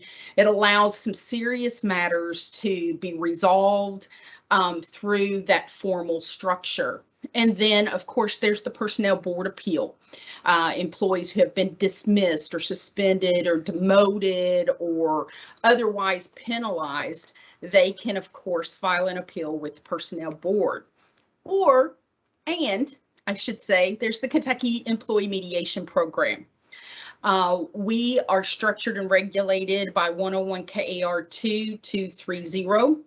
The mediation program was established in 2001 as another means of alternative conflict resolution. Prior to KEMP coming in to play, you had the grievance process, as we mentioned, and then you also had the personnel board appeal. Some of those can be timely, they can be costly in time, and they can be costly in legal fees as well. And when we're talking about KEMP, which is what we will call our employee mediation program moving forward, it's voluntary. No one has to participate. We ask that everybody come in a very voluntary, good faith effort. And we work to facilitate disputes between employees, as well as between employees and supervisors or agencies. The mediators that participate are neutral. They absolutely do not advocate for any specific position or outcome, but they work with the parties for those parties to reach their own mutually agreed upon solution. And our mission is also to train new mediators, which we have just had a class with some new mediators, and so to join our pool. And so that is yet another mission that we have. And just to let you know a little bit about KEMP and over the history of the program, KEMP's participated in 627 mediations, with 303 of those mediations being referred by the Personnel Board. We currently have 17 volunteer mediators at this time. 6 are completely certified. 7 are almost very close to completing all of the criteria to be completely and fully certified. And then, as I mentioned, we had 4 additional volunteers just join our mediation pool in a class that we conducted back in March and finished first part of May. The volunteer mediators represent 7 different agencies. We've got Tourism Cabinet represented by mediators, Personnel Board, Justice Cabinet, Finance, Attorney General's Office, Labor Cabinet, and the Personnel Cabinet. So we're always looking for mediators with a varied amount of experience with different agencies, because that just helps the whole process as we move forward. The mediation, again, the mediation program, it is voluntary. Both parties must agree to come.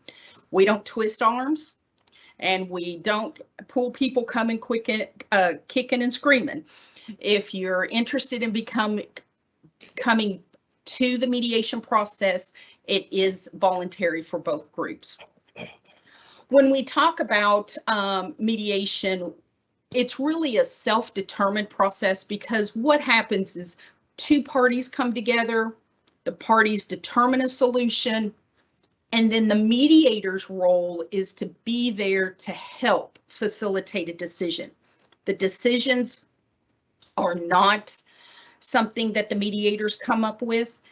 We may help in listening to both parties. We may help the parties come to a decision, but we in no way facilitate, make the decision, because we just facilitate work and help those parties come to an agreement.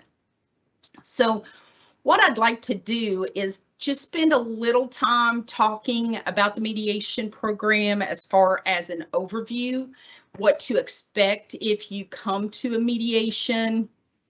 And you'll hear me probably say a good faith effort quite a bit, because that's really what it takes. If 2 parties decide that they want to come and mediate their dispute, they really need to come in good faith effort to resolve, but also to maintain whatever agreement is reached. So let's just talk a little bit about the mediation program and what to expect. We try to provide as much information as possible up front to both parties. We either send an email with information explaining processes, or we phone call, talk to each party just to make sure that they are understanding that either they've been referred to mediation, or one party is requesting that the mediation occur. It's usually a 3-hour time period allotted for each mediation. There's 2 mediators, so we do co-mediate, because it really is good to have multiple ideas, thoughts going, maybe one mediator might hear something that the other mediator didn't hear. And so we do that. It is important to know that the mediators are not in the employing agency that is participating in the mediation. These folks are from outside of the cabinet when they do mediate a situation. This is not a hearing. This is not an arbitration. And it's very important to make that understanding, because we're not here, sometimes folks want to come to a mediation and they have a big old file of stuff that they want the mediators to go through. We're not there as mediators to judge the documents they have, or judge, whether one party is right or one party is wrong. So it's very important that they understand it's not a hearing. And if somebody is coming to a mediation because they want to be told they're exactly right by the mediators, then they're really not coming to the mediation with the idea of compromise. When we reach agreements, those agreements come from the parties. There may be some language that we utilize because we need to put some legal language in certain mediation agreements, but most of the agreements are written by using the parties' own words and their own ideas for a solution. The goal is really to get the parties to talk with each other.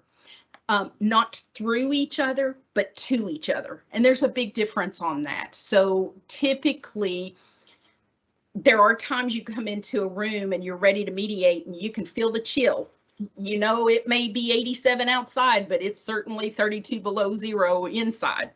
And you can feel that. And the mediators work to develop that relationship with each party so that we can try to work to get those parties to talk to each other. Sometimes the parties aren't even looking at each other at the beginning of the mediation. And I always feel, even maybe if we can't reach an agreement, I always feel that we've made some success, or we've helped both parties move through this impasse if they can sit at a table and look at each other. So even though maybe we can't agree on every aspect or everything that's been brought to the table, if we can compromise and then the two parties can look each other in the eye as we walk out, then that is a measure of success. There are times that I always tell our mediators that they're the ones that are controlling the room. They're the ones that are controlling the situation. So if you've got a situation where, one party is just not being in a compromising, wishing to compromise, the mediation can always be ended. We don't like to do that, but we can always, and especially if there's an impasse that we just cannot move through, then the mediation can be terminated at that time. When we go through the steps of mediation, the mediators do an opening statement and kind of lay out the rules for that mediation. There's not going to be any fussing. There's not going to be any shouting. You're going to let each party talk and each party have their own time. You'll always have time to talk.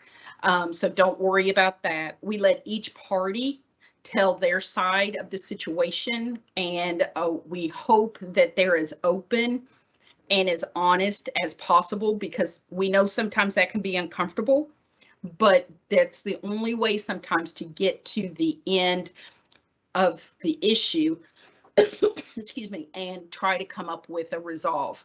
And so we do allow that. We allow we want to identify what the underlying interests are for both groups.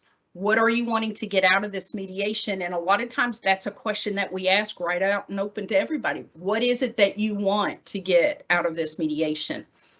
We look to see and we work with each party to identify alternative solutions. Again, they're there for mediation because there's an impasse on trying to resolve an issue. So a lot of times we're able to have them identify alternative solutions. There are times that we may separate each party, and that's called a caucus. Will go in and allows the mediators to confidentially talk to each party individually and really get them to open up to what actually is going on. And a lot of times, especially if there's kind of a power struggle and somebody might feel a little intimidated by the other party, we want to get them separated so that we can actually talk with them to come down to what is actually the issue that needs to be resolved. And then hopefully our goal is that both parties can come, identify alternative solutions, revise, come up with their own plan, and write their agreement. And so that kind of gives you a little bit of an idea. Sometimes that 3 hours can go awfully fast and you're thinking, wow, that was quick. Sometimes it can go very slow when you're thinking, are we ever going to come through this impasse? And a lot of times, eventually, a little bit more talking, and we're able to do that. So people say, well, why would you want to do mediation instead of just going straight to the personnel board? Because you know you're going to get a decision with the personnel board and you're not going to need to worry about talking to folks and everything else like that. Well, we can use mediation a lot of times before problems escalate. And that is where we hope to get the mediations. We realize there's an impasse. We realize there's something going on. But the goal is to get the situation out in the open before it leads to a personnel board appeal or a grievance or anything else like that. Excuse me. The content of the mediation is confidential as long as it follows state and federal rules and nobody is making threats, etc. The information that's shared in the mediation is confidential. Both parties are on equal footing. Sometimes with a hearing, personnel board appeal, one party may have an attorney, the other party may not, and there may be some imbalance in the power there. In mediations, you're on equal footing. No one, if we believe maybe one side who is not represented by an attorney, we will sometimes caucus with that party a little bit more just to make sure they're very comfortable with the decisions that are being made and that it is a combination between they and the other party. Another thing, and I think this is really one of the major benefits of a mediation, is that both parties are in control of their own resolution. There's not a hearing officer making a determination based upon their interpretation of the information they see.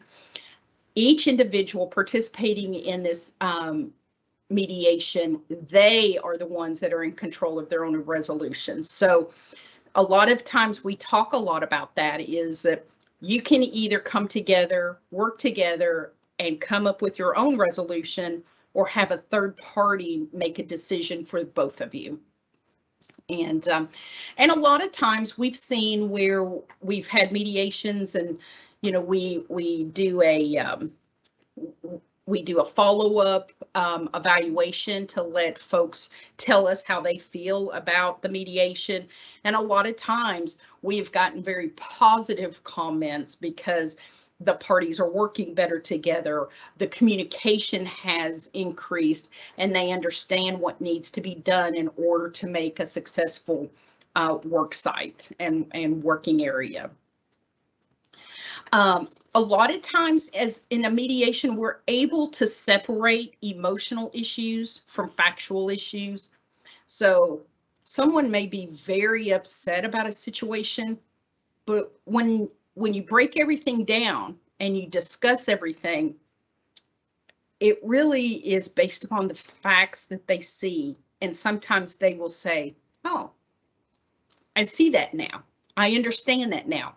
It helps both parties understand each issue that they have been developing and working through. It's very time efficient. Excuse me. We try to schedule a mediation within 2 weeks. So it's a very quick, and we can have a resolution quickly. The actual process is usually about 4 hours. Instead of having several days of hearings, it's kind of, you're in there in the morning and you're out by noon is usually the way that goes. Mediation is available at no cost to executive branch employees. We typically hold the mediations in the training rooms here at the state office building on the first floor. And we do have the ability to conduct mediations virtually if needed and requested. So that is something that we have been working on as well. And so those, mediation, and I love the fact that Colleen was talking about the office and utilize some of the videos on the office, because there is an episode the first year with the office where they're doing conflict resolution and the mediation process. And I never can think of this phrase without thinking of Michael Scott saying it's a win-win-win. But truly, it is a win-win outcome for both parties, because both parties, although they may not get 100% of what they're wanting, they do compromise. They do have a better understanding of the other party, and things are much clearer as to why whatever happened in the history happened. And it helps both parties walk through this, as opposed of getting stuck and not being able to work together or move forward. So when we're talking about mediation, it truly is trying to bridge that gap, putting that piece of the puzzle there so that parties can work together, parties can develop a working relationship, and that it's successful for everyone that is involved in that. Now, I have a short little video that I came across, and it's talking about mediation and working to get to the middle, which is what we always are trying to do. Now, I'm going to see if this works. And I know Robbie's just down the hall, so let me see if this works, and hopefully it does. I do think there's a little bit of an ad at the beginning, but it's only 4 or 5 seconds, and then we'll skip that and move forward.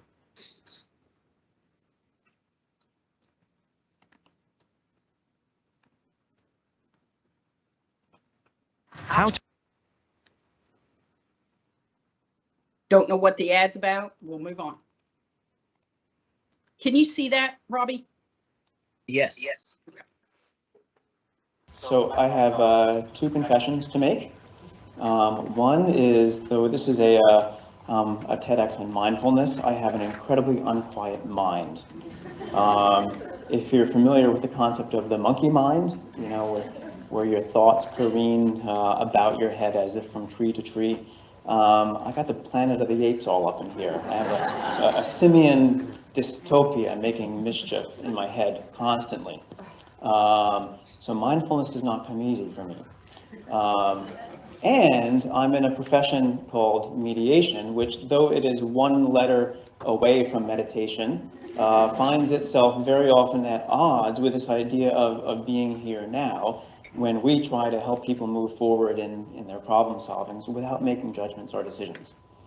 My second confession is that I don't know many words, but I'm a visual thinker, so I'm better with pictures. So I made some drawings to share with you. Hopefully you can see them from the back. If not, this is a good time to take out your opera glasses or squint. Okay, this is F. Scott Fitzgerald, who once said that the sign of a first-rate intelligence is the ability to hold 2 opposed ideas in the head and maintain the ability to function. And then I think Hemingway punched him in the mouth. This is very much the core of mediation. So the idea of holding two differing truths at the same time. So when I struggle with mindfulness and mediation, I think of F. Scott Fitzgerald playing with a paradox. Get paradox? You know, we got 12 more minutes, folks. It gets a little worse. So my favorite mantra of mediation, and again, briefly, mediation is when you find yourself in the middle of a dispute trying to help people solve problems, but are not making decisions, are not making judgments, and not making assumptions. The easiest way for me to remain mindful is to think of this. It's not about you. You, female sheep. Okay? Great. When we absolve ourselves from the pressure of having to be the one who comes up with the answers, who comes up with the decisions, who has a meaningful opinion to insert into other people's lives, a tremendous relief comes upon us, right? So when you find yourself helping people resolve their disputes, the more we take off that pressure of ourselves having to be the problem solver, the better. By the way, I recently had a chance to hear former President Jimmy Carter talk about the Camp David Accords.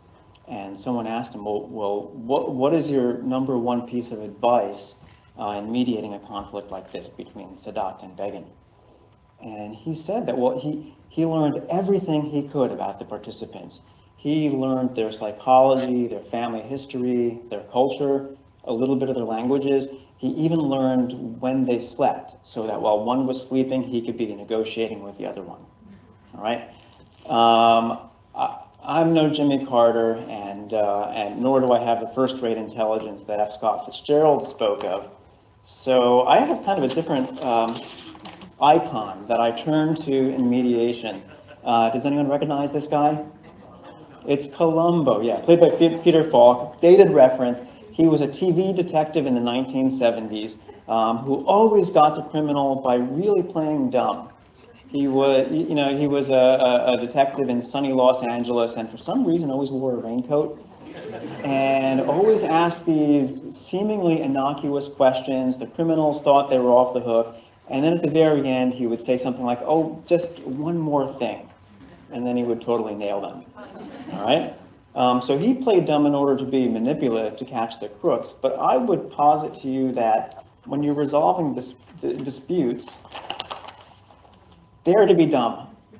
All right? We don't know what we think we know about parties in conflict. Very briefly, one of the first cases I ever saw in mediation were two women who identified as cousins living in poverty in low-income projects in the South Bronx. And one of them was moving out, and they were having an argument over how to divide up the furniture. Now, the mediator very well could have said, well, I've seen this case 1,000 times before. Let's negotiate who gets the sofa and who gets the chair and the ottoman and so on and so forth. Rather, he asked very open-ended questions about who are you? What's your relationship?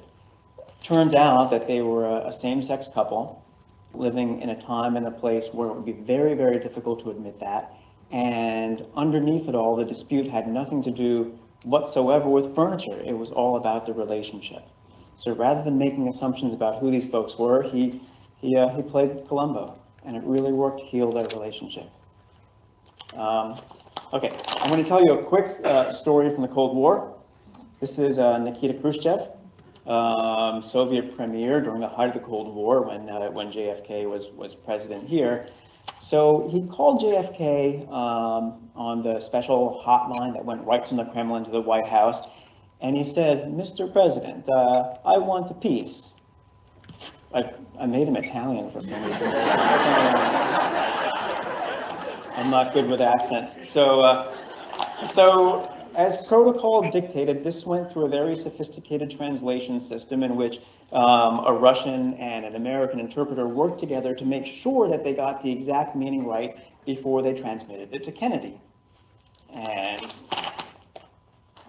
Kennedy listens to this and he's horrified. even though he's smiling here. He was horrified because in Russian, they use the same word, mir, for peace as they do the world. So this was translated to Kennedy as, I want the world, okay? What was lacking here, and what they ultimately did, was use a feedback loop. So very simply, they repeated back through those translators, back to Khrushchev, did you really mean to say, I want the world, meaning this sphere, this planet, this orb? No, no, no, I want peace, you know, the ones with the peace signs and the doves and all that stuff, right? So this technique, as useful as it was in preventing thermonuclear war, is equally useful in our interpersonal relationships. And it's something that we just say, that we call reflection. So reflect. When you hear someone say something angrily or provocatively, the best thing to do is not to react, but to simply repeat it back to them. Let me make sure I understand what you said. You're really upset because the apartment's a mess, okay? Many people in conflict not only want a solution or a resolution, they want to be heard. One of the best things you could do is reflect back what people said. I'm a fan of the Velvet Underground. They have a song called "I'll Be Your Mirror." That's the oral thing that pops up into my head when I think of reflection. Be the cow.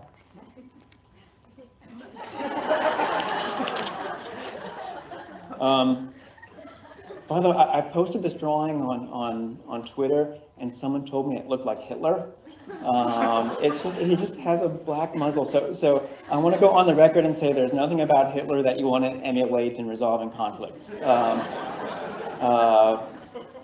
So many people who mediate, one of the challenges they have when trying to resolve disputes is the expression that they use and the nonverbals that they use. And they often seem just like so serious and so intent because they don't want to look like they're siding with one party or another party, and they're so engaged in it. There's a neurological idea that suggests that we don't only smile because we're happy, we're happy because we smile. So in other words, the countenance that you create, the expression on your face, could very much impact the way you mediate and resolve conflicts. I mentioned before, sometimes we have to play dumb. If you invoke this idea, for me, of a cow face, this kind of look of bovine curiosity and vapidity, there's a chance that you're not only going to play dumb, but you really are going to be dumb in a good way that will open you up to a lot more creative ideas with your clients. Anyone know who this is? Miles Davis. It's Miles Davis. In Canada, they call him Kilometers Davis. So Miles Davis is reported to have said something to the effect of, it's not just about the notes in the music, it's about the space in between the notes, right? One of the hardest things that we grapple with in conflict resolution is what do we do when there's absolute silence? We feel this great temptation to jump in and do something or say something. And I come from a family in which half of my family, for them, normal conversation is interrupting each other. They're from Eastern Europe. Other half of my family are Pennsylvania Dutch, which means that there's like a 30-second space between sentences. That's like a rapid-fire banter for those guys, right? So many of us struggle with this idea of silence. What I suggest is let silence in conflict resolution be your friend. So if you're working with parties who are in conflicts and you're at an impasse, one of the best ways to stay in the moment is simply do nothing. Someone will fill the space, and it needn't be you. It can often be a great time for people to reflect on what they've been thinking.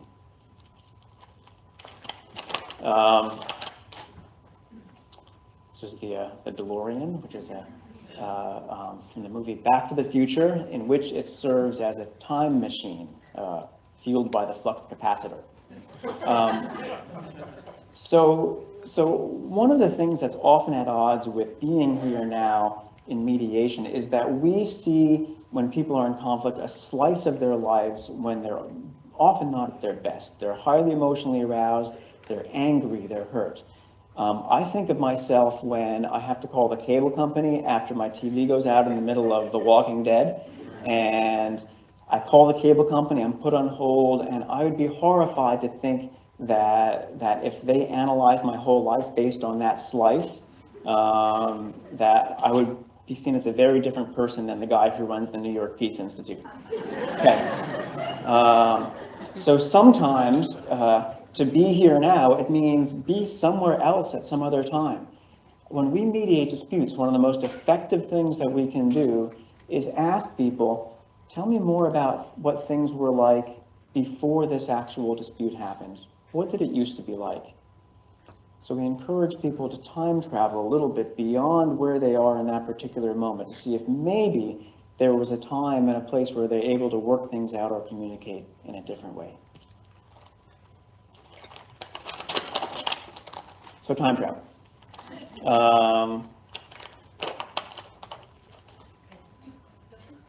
Now, most of the things I've been talking about are things that we do as mediators who find ourselves in the middle of resolving disputes, listening to both sides. However, much of what I said can also be useful if you're not the one who is mediating the conflict. There is the idea that if you have two people who are dancing, it only takes one partner to dance well, that the other will follow and will automatically be a better dancer. I don't know that I believe that because many people have tried to teach me how to dance and it hasn't quite worked with me, but I still like the metaphor. So dance, zombie, dance. I figure if Michael Jackson was able to get all of these reanimated corpses to dance beautifully in the Thriller video, and those guys have no sense of rhythm, then this is possible. So all these things that we're talking about, playing dumb, reflecting, traveling in time a little bit, these are things that we can do as individuals when we find ourselves in the middle of disputes. If I had the dancing skills, I would moonwalk off the stage, although it's kind of hard on this lovely shag carpet. So,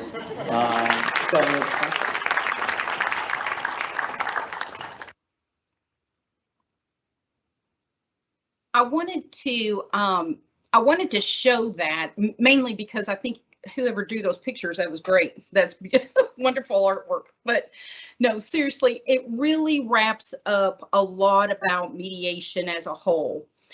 It talks about when the mediators go in, it's not about the mediators, it's not about what the mediators know, but it's about the parties that are there that have the conflict. The mediators are the facilitators. They're always asking the questions, trying to draw that information that both parties have out so that they can walk through that impasse. The communication is what is so important that we a lot of times hear in mediations that may have been so lacking that it evolved to being in the mediation at that time. And the comment that he made about some people just want to be heard, that's very, very true. Some people just want to get their concerns out. They want to be heard about how they feel that they have been wronged. And by reflecting and by discussing that with them, that can resolve a lot, just letting them get it out. And a lot of times we have folks that say, you know, I don't want anything but maybe an apology from this fellow employee who may have overstepped the bounds and wasn't aware that he did, but yet it was in such an uncomfortable situation. The other party didn't feel like they could go and communicate just one-on-one. So I think that video really just shared and just summed up the mediation process as a whole for everyone who's involved in that process. A lot of times, you know, we're asked, as a matter of fact, this just happened last week. One employee wanted to mediate, but the other employee did not. So as we mentioned, mediation is voluntary, and the one party chose not to go through the mediation at this time. And so we are not having that mediation. We're not dragging them to a mediation. Mediation doesn't necessarily replace a disciplinary action. So if an employee is getting themselves in trouble and they know it, and they ask for mediation, they need not come realizing that whatever disciplinary action is going to be resolved. Now, interestingly enough, many times disciplinary actions have gone away because each party talks and each party better understands the other's view. And it certainly depends on the situation, but that is something that has occurred before. A party does not need an attorney for mediation. Typically, we see attorneys if it's a personnel board action more than if it's just an employee or before it hits the personnel board.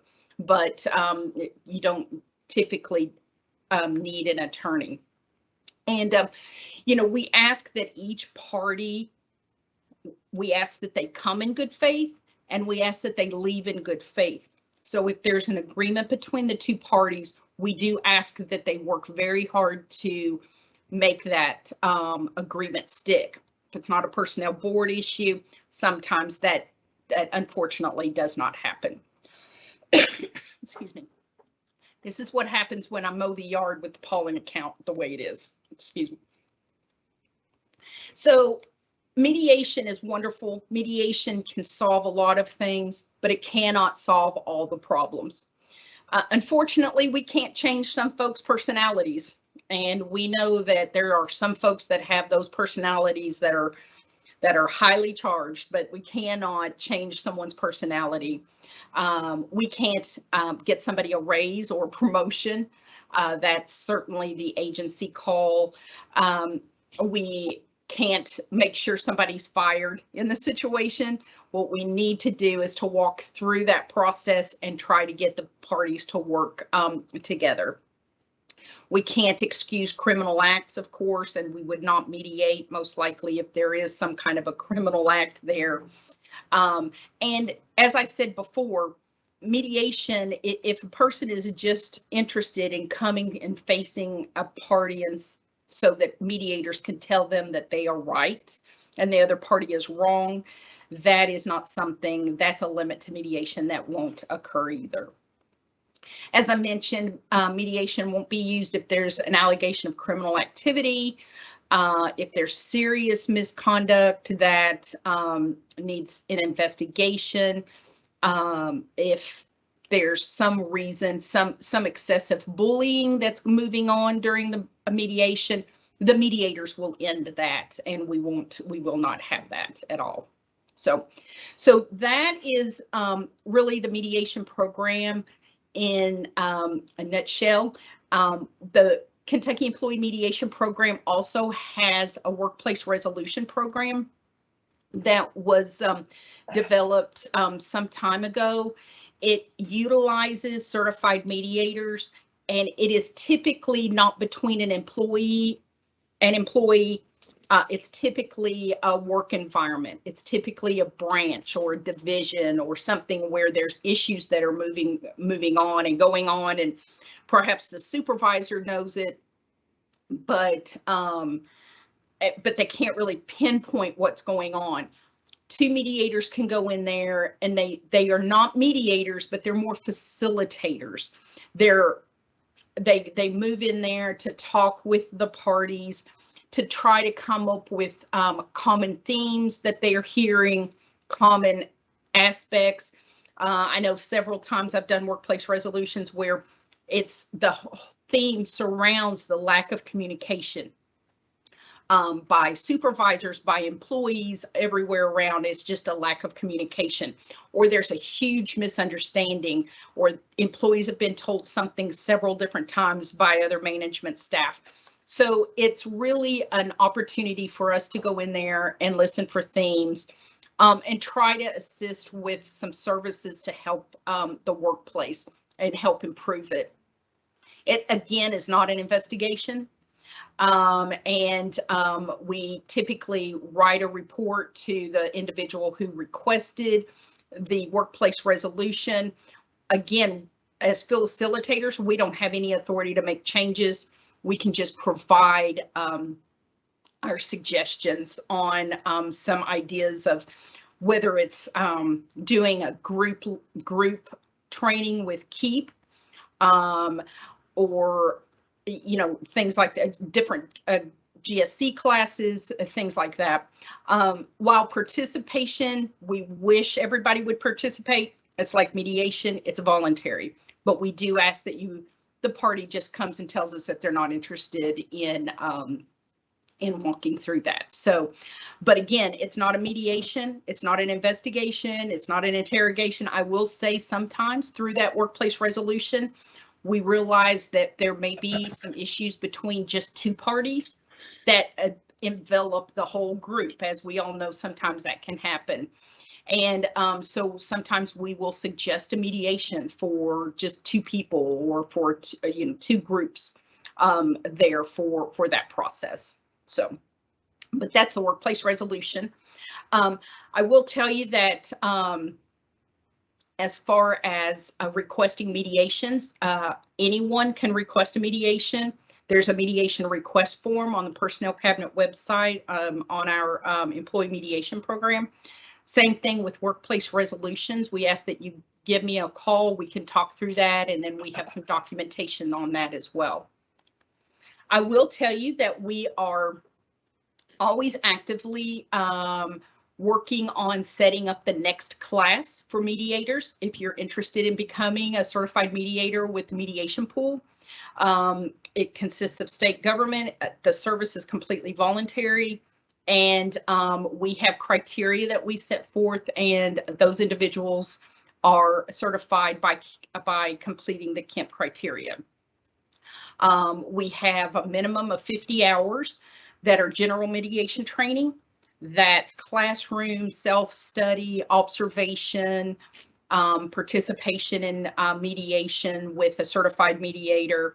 Then each year we will be having continuing education, and then there is a standards of professional conduct that we require individuals to comply with. So if you're interested in becoming a mediator, if you're interested in anything as far as the mediation referral, please don't hesitate to contact me. Be more than happy to talk with you through that whole thing. Okay. Does anybody have any questions?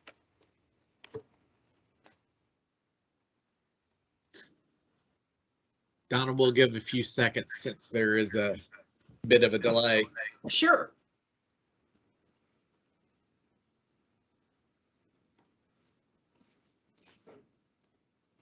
Oops.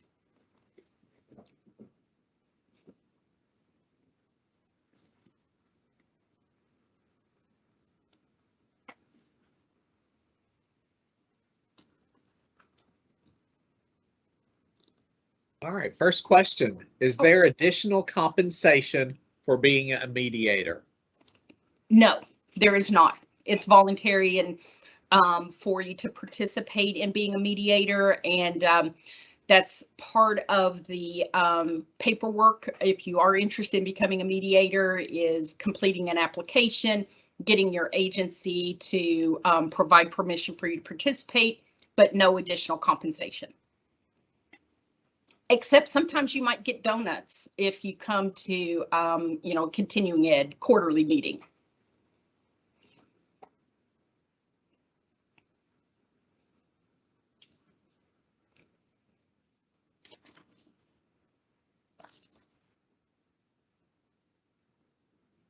No more questions. Okay, thank you all very much. I really appreciate the opportunity to come and talk. Thank you, Donna. And now back to Chapter President Renata Simmons. Thank you again, Donna, for sharing with us about the mediation program. We all have served in some mediation as some part of our HR job. That's important.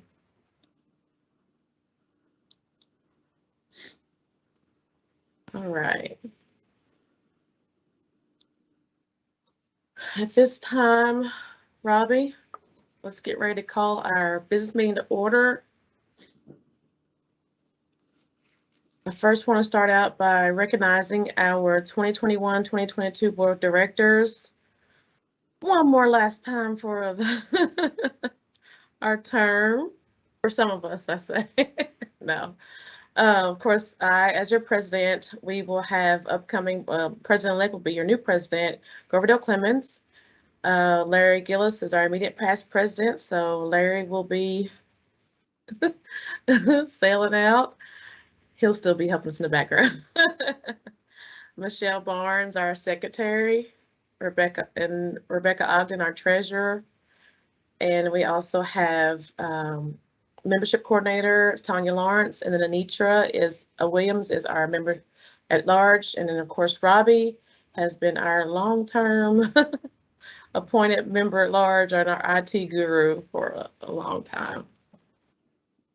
So just want to say thank you to our current board for serving. It's been a pleasure serving with you all this year. And at this time, I would like to call on Michelle Barnes as our secretary to provide us with the minutes from our first quarter meeting. Thank you, Renata. The minutes were sent out late yesterday afternoon along with the treasurer's report and again this morning, so everyone can pull those up if you would like to follow along. I'd like to welcome everyone that has joined us today. So now we'll start with the minutes. The Kentucky chapter IPMA-HR held the 2022 first quarterly business meeting on Thursday, February 24th, 2022 virtually. President Renata Simmons welcomed attendees. She called for review of the minutes, a review of the treasurer's report. Under new business, Renata reminded members that attendees do receive training credit in my purpose, and meetings are recorded and posted on Kentucky IPMA's website, and chapter strength comes from membership. President-elect Dale Clemens announced the upcoming Kentucky IPMA-HR conference theme is Thriving on the HR Path Forward, to be held June 1st through 2nd. Dale announced the upcoming nominations for the Walter R. Gaddis Award, upcoming elections for the 22-23 board, and that planning is underway for the 2023 Kentucky IPMA-HR conference. Renata announced the Southern Regional Conference will be held in person in Baton Rouge, Louisiana, May 22 through 25. The motion, we then adjourn the meeting. Back to you, Renata. Thank you. Thank you, Michelle. At this time, when we ask for a motion to approve those minutes. I make a motion to approve the minutes. Second by Larry. Motion to approve. I have a second. Second. By Robbie. Thank you, guys. All right. At this time, I'd like to call on Rebecca Ogden, our treasurer, to provide us with our treasurer's report.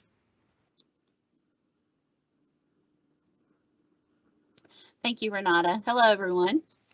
Our beginning balance at the end of the first quarterly meeting on February 24th was $12,510.35. We had expenditures during this time of $5,811.14 and deposits of $105, giving us a balance of, as of this morning, of $6,804.21. Back to you, Renata. Thank you, Rebecca. Do we have motion to approve of the treasurer's report?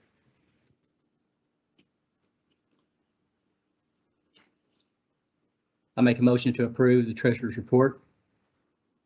Second. Second by Michelle, motion by Larry. Thank you. At this time, I'd like to call on Stan Souchley, who was with us today. He'll be providing us with our audit report. Good morning. Can you hear me? We hear you. Yes. Okay. The audit has been completed for the IPMA Kentucky chapter for the 2019-2020 year.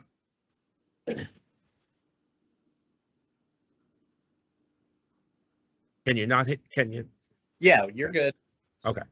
The committee reviewed the Esprit Credit Union bank statements, the copies of checks, monthly bank reconciliation sheets, transaction reports, deposit slips, sales receipts. Upon completion of the audit, the financial operation of the Kentucky chapter IPMA for the year of 2019, I'm sorry, this is for 2020, 2021, not 2019, 2020.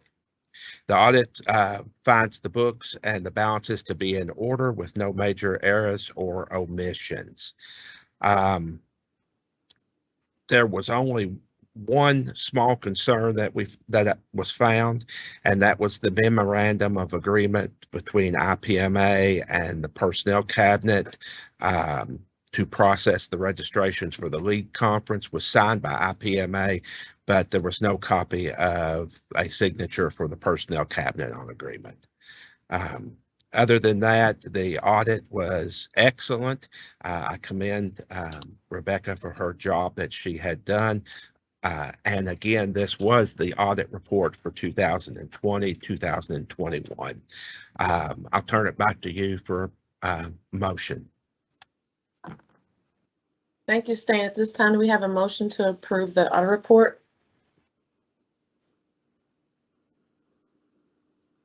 I would like to make a comment, Renata, on the finding, and I appreciate Stan and his team's work on that.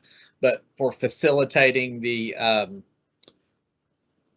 work for the registration, et cetera, and the memorandum of agreement, that was signed by Secretary Weathers, and we do have that file on file here, and we'll make sure that as we are in the process of doing the same for this year's KY lead and our partnership with the personnel cabinet on that, we'll ensure that that final fully executed copy of the memorandum gets to Rebecca as well as incoming president Grover Dale.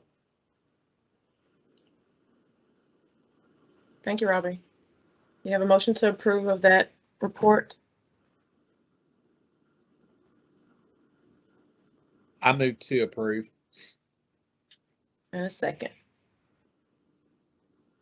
I'll second the audit report. The motion. Motion to approve by Robbie and second by Larry. Thank you. All right, so that is our business reports. I wanted to also give a little report on Southern Region update. There was some of us that were able to attend, fortunate to be able to attend. Of course, this was the first in-person conference that, of course, we have attended in a long time. So there we go. All right, Southern Region Conference theme this year was in, well, the theme was Unmask Your HR Potential. It was held in Baton Rouge, Louisiana, May 22nd through 25th, which was just last week. So all this stuff's still fresh. We're still coming off of our jet lag, Michelle, everybody that's attended. As you can see just from this picture, these are actual, of course, the middle picture is the theme that they had for even their programs, but the other pictures around are actual pictures that we took. So go back one more. All right, so of course, just I know that's a picture of us, but we wanted to show that when we got off the airplane, they had a sign up that was like, welcome, you know, to the conference. So I thought that was pretty nice. At the airport, they had a IPMA Southern Region sign. Of course, these pictures on the sides are our, well, we had at the beginning of the intro of the conference, they had Mardi Gras Indians come out. So that was pretty awesome to experience. And they welcomed us very well. Of course, that's just a picture of our view. Next one. And we wanted to show this. This was just, we got down there, a few of us got down there a bit like a day early. So we took some time just to go, and actually it was in walking distance. So we went to visit. Of course, we were right there along the line, along the Mississippi River. So we got to go and visit the USS Kidd Veterans Museum. So that was a pretty awesome experience, especially right here before Memorial Day. So we got to go and tour that. That was awesome. So that ship that we were on is actually, that we actually got to go tour, that is actually a preserved ship, the USS Kidd, that has served in World War II and Korean War, Cold War, and it's now the national, it's registered on the National Historic Places That was pretty awesome. So these are some pictures that we wanted to share that some of us captured. Next one. And this slide I just wanted to show a picture of these were our Kentucky chapter attendees that came represented Kentucky. Few of us, but hey, we had a great time. We represented well. We left from there and Southern Region definitely knew who Kentucky was when we were there. So we got to mix and mingle and interact and talk with and meet a lot of people, which that's what we miss about in person. So that's why we're excited about this next year coming up. We're going to try to start to do more in-person stuff because we definitely missed that personal interaction. So this was a way to kind of kick off. And Robbie, I mean, everyone, not Robbie, but Groverdale, we're all excited for this next upcoming year to make ours grand as far as our conference for next year. But we also have right here, there's I didn't get to go, but they went to the old state capitol is that picture that's right there that Beth had taken, and that's one of the stained glass windows that was there. So just want to share that and share that we had Beth Feddersen, myself, Cynthia Watson, Groverdale Clemens, Sonia Cox, Michelle Barnes, and Brandy Kelly got to go and attend that Southern Region Conference. So that was pretty awesome. And I wanted to just share a couple, go to the next slide. Just the highlights and takeaways. So yes, we had fun, but also it was very, very, very well put together with great speakers and great information to bring back home to our chapter, also to our agencies. A couple things I wanted to share with you just real quick. Just, get like the first thing that the question that they ask us, what do you expect? What do you hope, and talked about getting the most from this conference or even just your leadership experience. And we learned about this word and that stuck with me about the functional fixedness. And when they talked about functional fixedness, it made me think about, I don't want to say state government, but sometimes we are tied to the certain rules that we have. But on an even further scale, the conference helped you to kind of just look at yourself too about, do we get stuck in functional fixedness? And functional fixedness is like that cognitive bias that limits a person to use an object only in the way that it's traditionally used. So this picture will show you right here with rubbing a walnut on a damaged wood furniture to cover up dings. So I just thought that was an awesome takeaway about, changing and getting rid of that functional fixedness. Our mindsets are sometimes stuck on just the one thing that we do or one thing that we use something for, but not stepping outside the box to look at, okay, can we use this to make something better or to improve something? And even down below on there, you see using the bread clips and labeling them and using them to organize your power cord. So I just really enjoyed that topic of discussion that was given. They talked to us about the LPL model playbook, and we can send these links out later, but these are things that stuck with me with the playbook. And it was talking about, it stood for learn it, practice it, launch it, and then model it.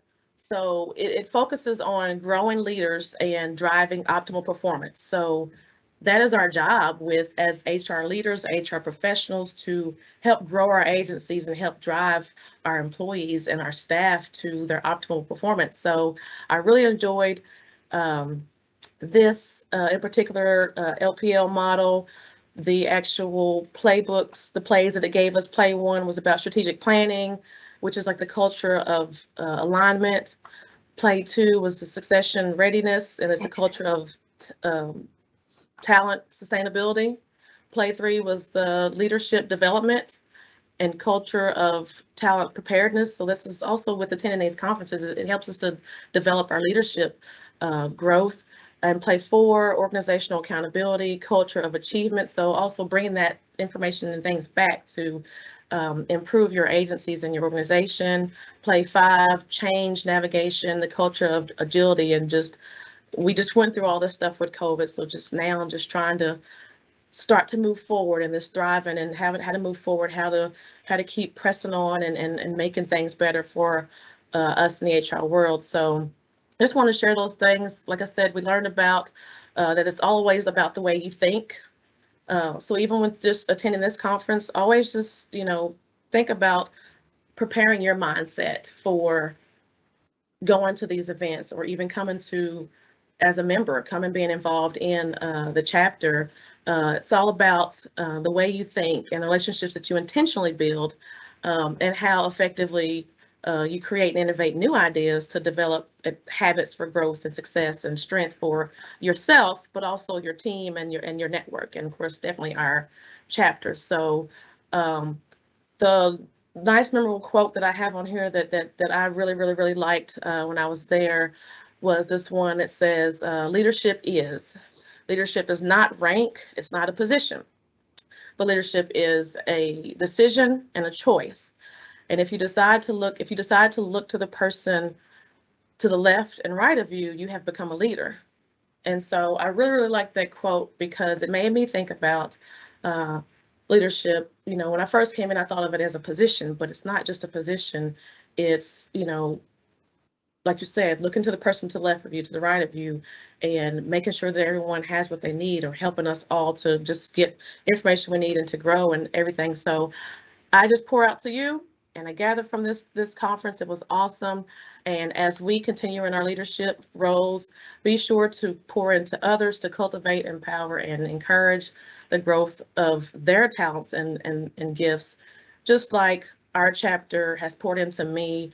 I know that I have grown a lot since first becoming chapter president, and I appreciate all the support from everyone. And of course, the last thing that I got from the conference was that once you see all this come together, then you will get the joy from the evidence of being able to see the fruits of the labor that's been poured in. So just wanted to share that with you, just those takeaways from that conference, and encourage you to continue to get involved in your chapter. Even if you're a member, it's not just for the board, but continuing to get involved in our Southern region, in the national chapter. They are looking for more of representation from our Kentucky chapter. So I encourage anyone that is interested in getting involved in Southern region. Let us know, and we will help get you connected with necessary persons. So just want to share that last update.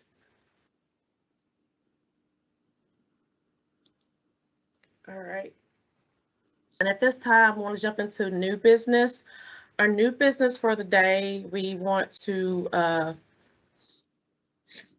now call on Stan Souchley. He is actually coming on behalf of Galen Linville, who was our nominations chair for the board of directors for our election for 2022-2023. Stan is actually filling in for Galen for us, and I will turn it over to Stan with our board of directors election. Thank you, Renata. I want to thank Galen for all his hard work. He did an excellent job in putting together the election packet and getting it out to everyone. We do have one nominee for each of the offices of President-elect, Secretary, Treasurer, Membership Coordinator, and Member at Large. I'm going to first open the floor to see if there are any other nominees for those positions. Again, it would be President-elect, Secretary, Treasurer, Membership Coordinator, and Member at Large. You can self-nominate. You do not have to have somebody else nominate you. So if you're interested in holding one of those positions, use the question and answer tab, and Robbie is watching those for us to see if there are any other nominees. So what we'll do is we'll give it a couple minutes to see for you to self-nominate. Don't wait. If you're interested in doing it, go ahead and hit that question and answer and let us know. Thanks, Stan. Attendees are on a 30-second delay.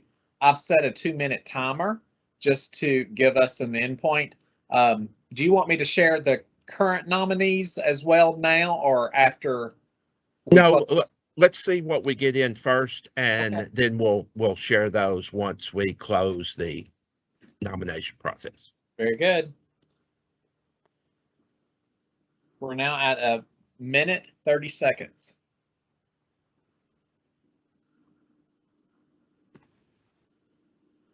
We should have some jam music, Robin. Oh, I want to again thank the current board because sometimes it's not an easy job taking on the lead role, and we do appreciate this entire group for their hard work and what they've done this year and in past years. And for me, myself, I'm hoping we eventually get to go back to in person, because I think that interaction between the people and HR family is really good.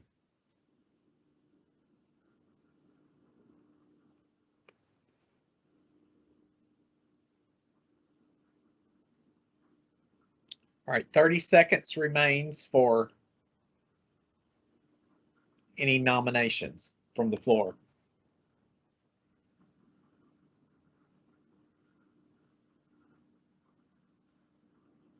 And Stan, the board would like to thank you as well for heading up the audit committee again this year, and also jumping in here today to help Galen with the election. So we appreciate your service as well. Oh, well, thank you. I really enjoy participating. So. All right, I would our like to 2 go minutes are ahead up. We've had no nominations from the floor, Stan. Okay, great. So what we'll do is we'll just officially close nominations right now, and we will read and post the nominations that we do have. For president-elect, we have Jennifer Hart, Michelle Barnes for secretary, Rebecca Ogden for treasurer, Marissa Ritter for member at large, and Tony, please excuse me, but I'm going to try this. Tony Yousefi. I hope that was pretty close. So for membership coordinator, and what I'd like to do now is to ask for a motion to approve these board of director nominees by acclamation. I'll go ahead and make that motion to close the floor and proceed by acclamation. And I'll second that motion.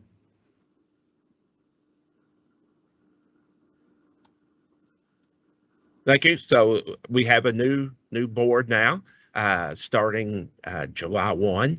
And Larry, I want to say thank you to you for your service, because when you become president-elect, it's automatically a 2-year job, not just a 1 year. So, and this is your third time doing it? Oh, 3-year job. It's a 3-year job. So thank you for all that hard work. Renata, you get to sit back a little bit now and then kind of enjoy the year a little more maybe. So again, thank you for allowing me to do it, to oversee the election process and the audit process, and good luck to the new board members.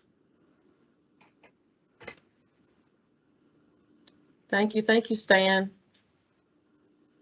Never hesitate to jump in whenever you need it, so we're greatly appreciated. Like to echo Larry. Well, at this time, that concludes our day 1 business meeting portion that we had, and we want to go ahead and call on our president-elect, Grover Dale Clemens, to bring us with a few announcements before we close out.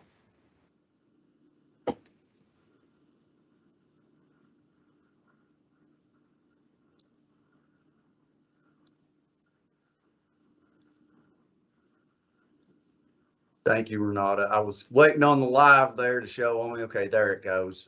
Thank you very much, Renata.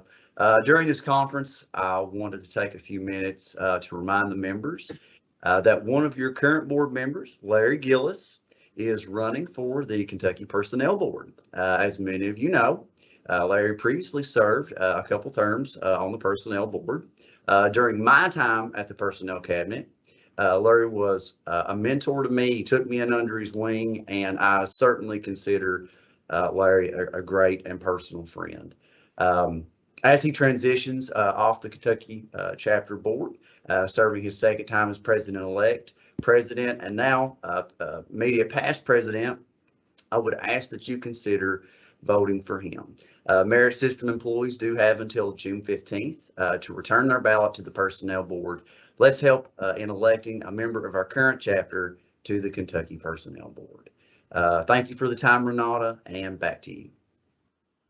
Thank you, Groverdale. All right, so that concludes our first day. I wanted to thank everyone for tuning in. Hopefully you've learned something or you've captured something that will inspire you in your HR role. We have tomorrow's day, we'll start at 9 a.m. We look forward to hearing from Kristen Scroggin regarding persuasion and influence, and hearing some personnel cabinet updates from our leadership at Personnel Cabinet. And we'll also issue our Walter R. Gaddis Award tomorrow. And we'll conclude with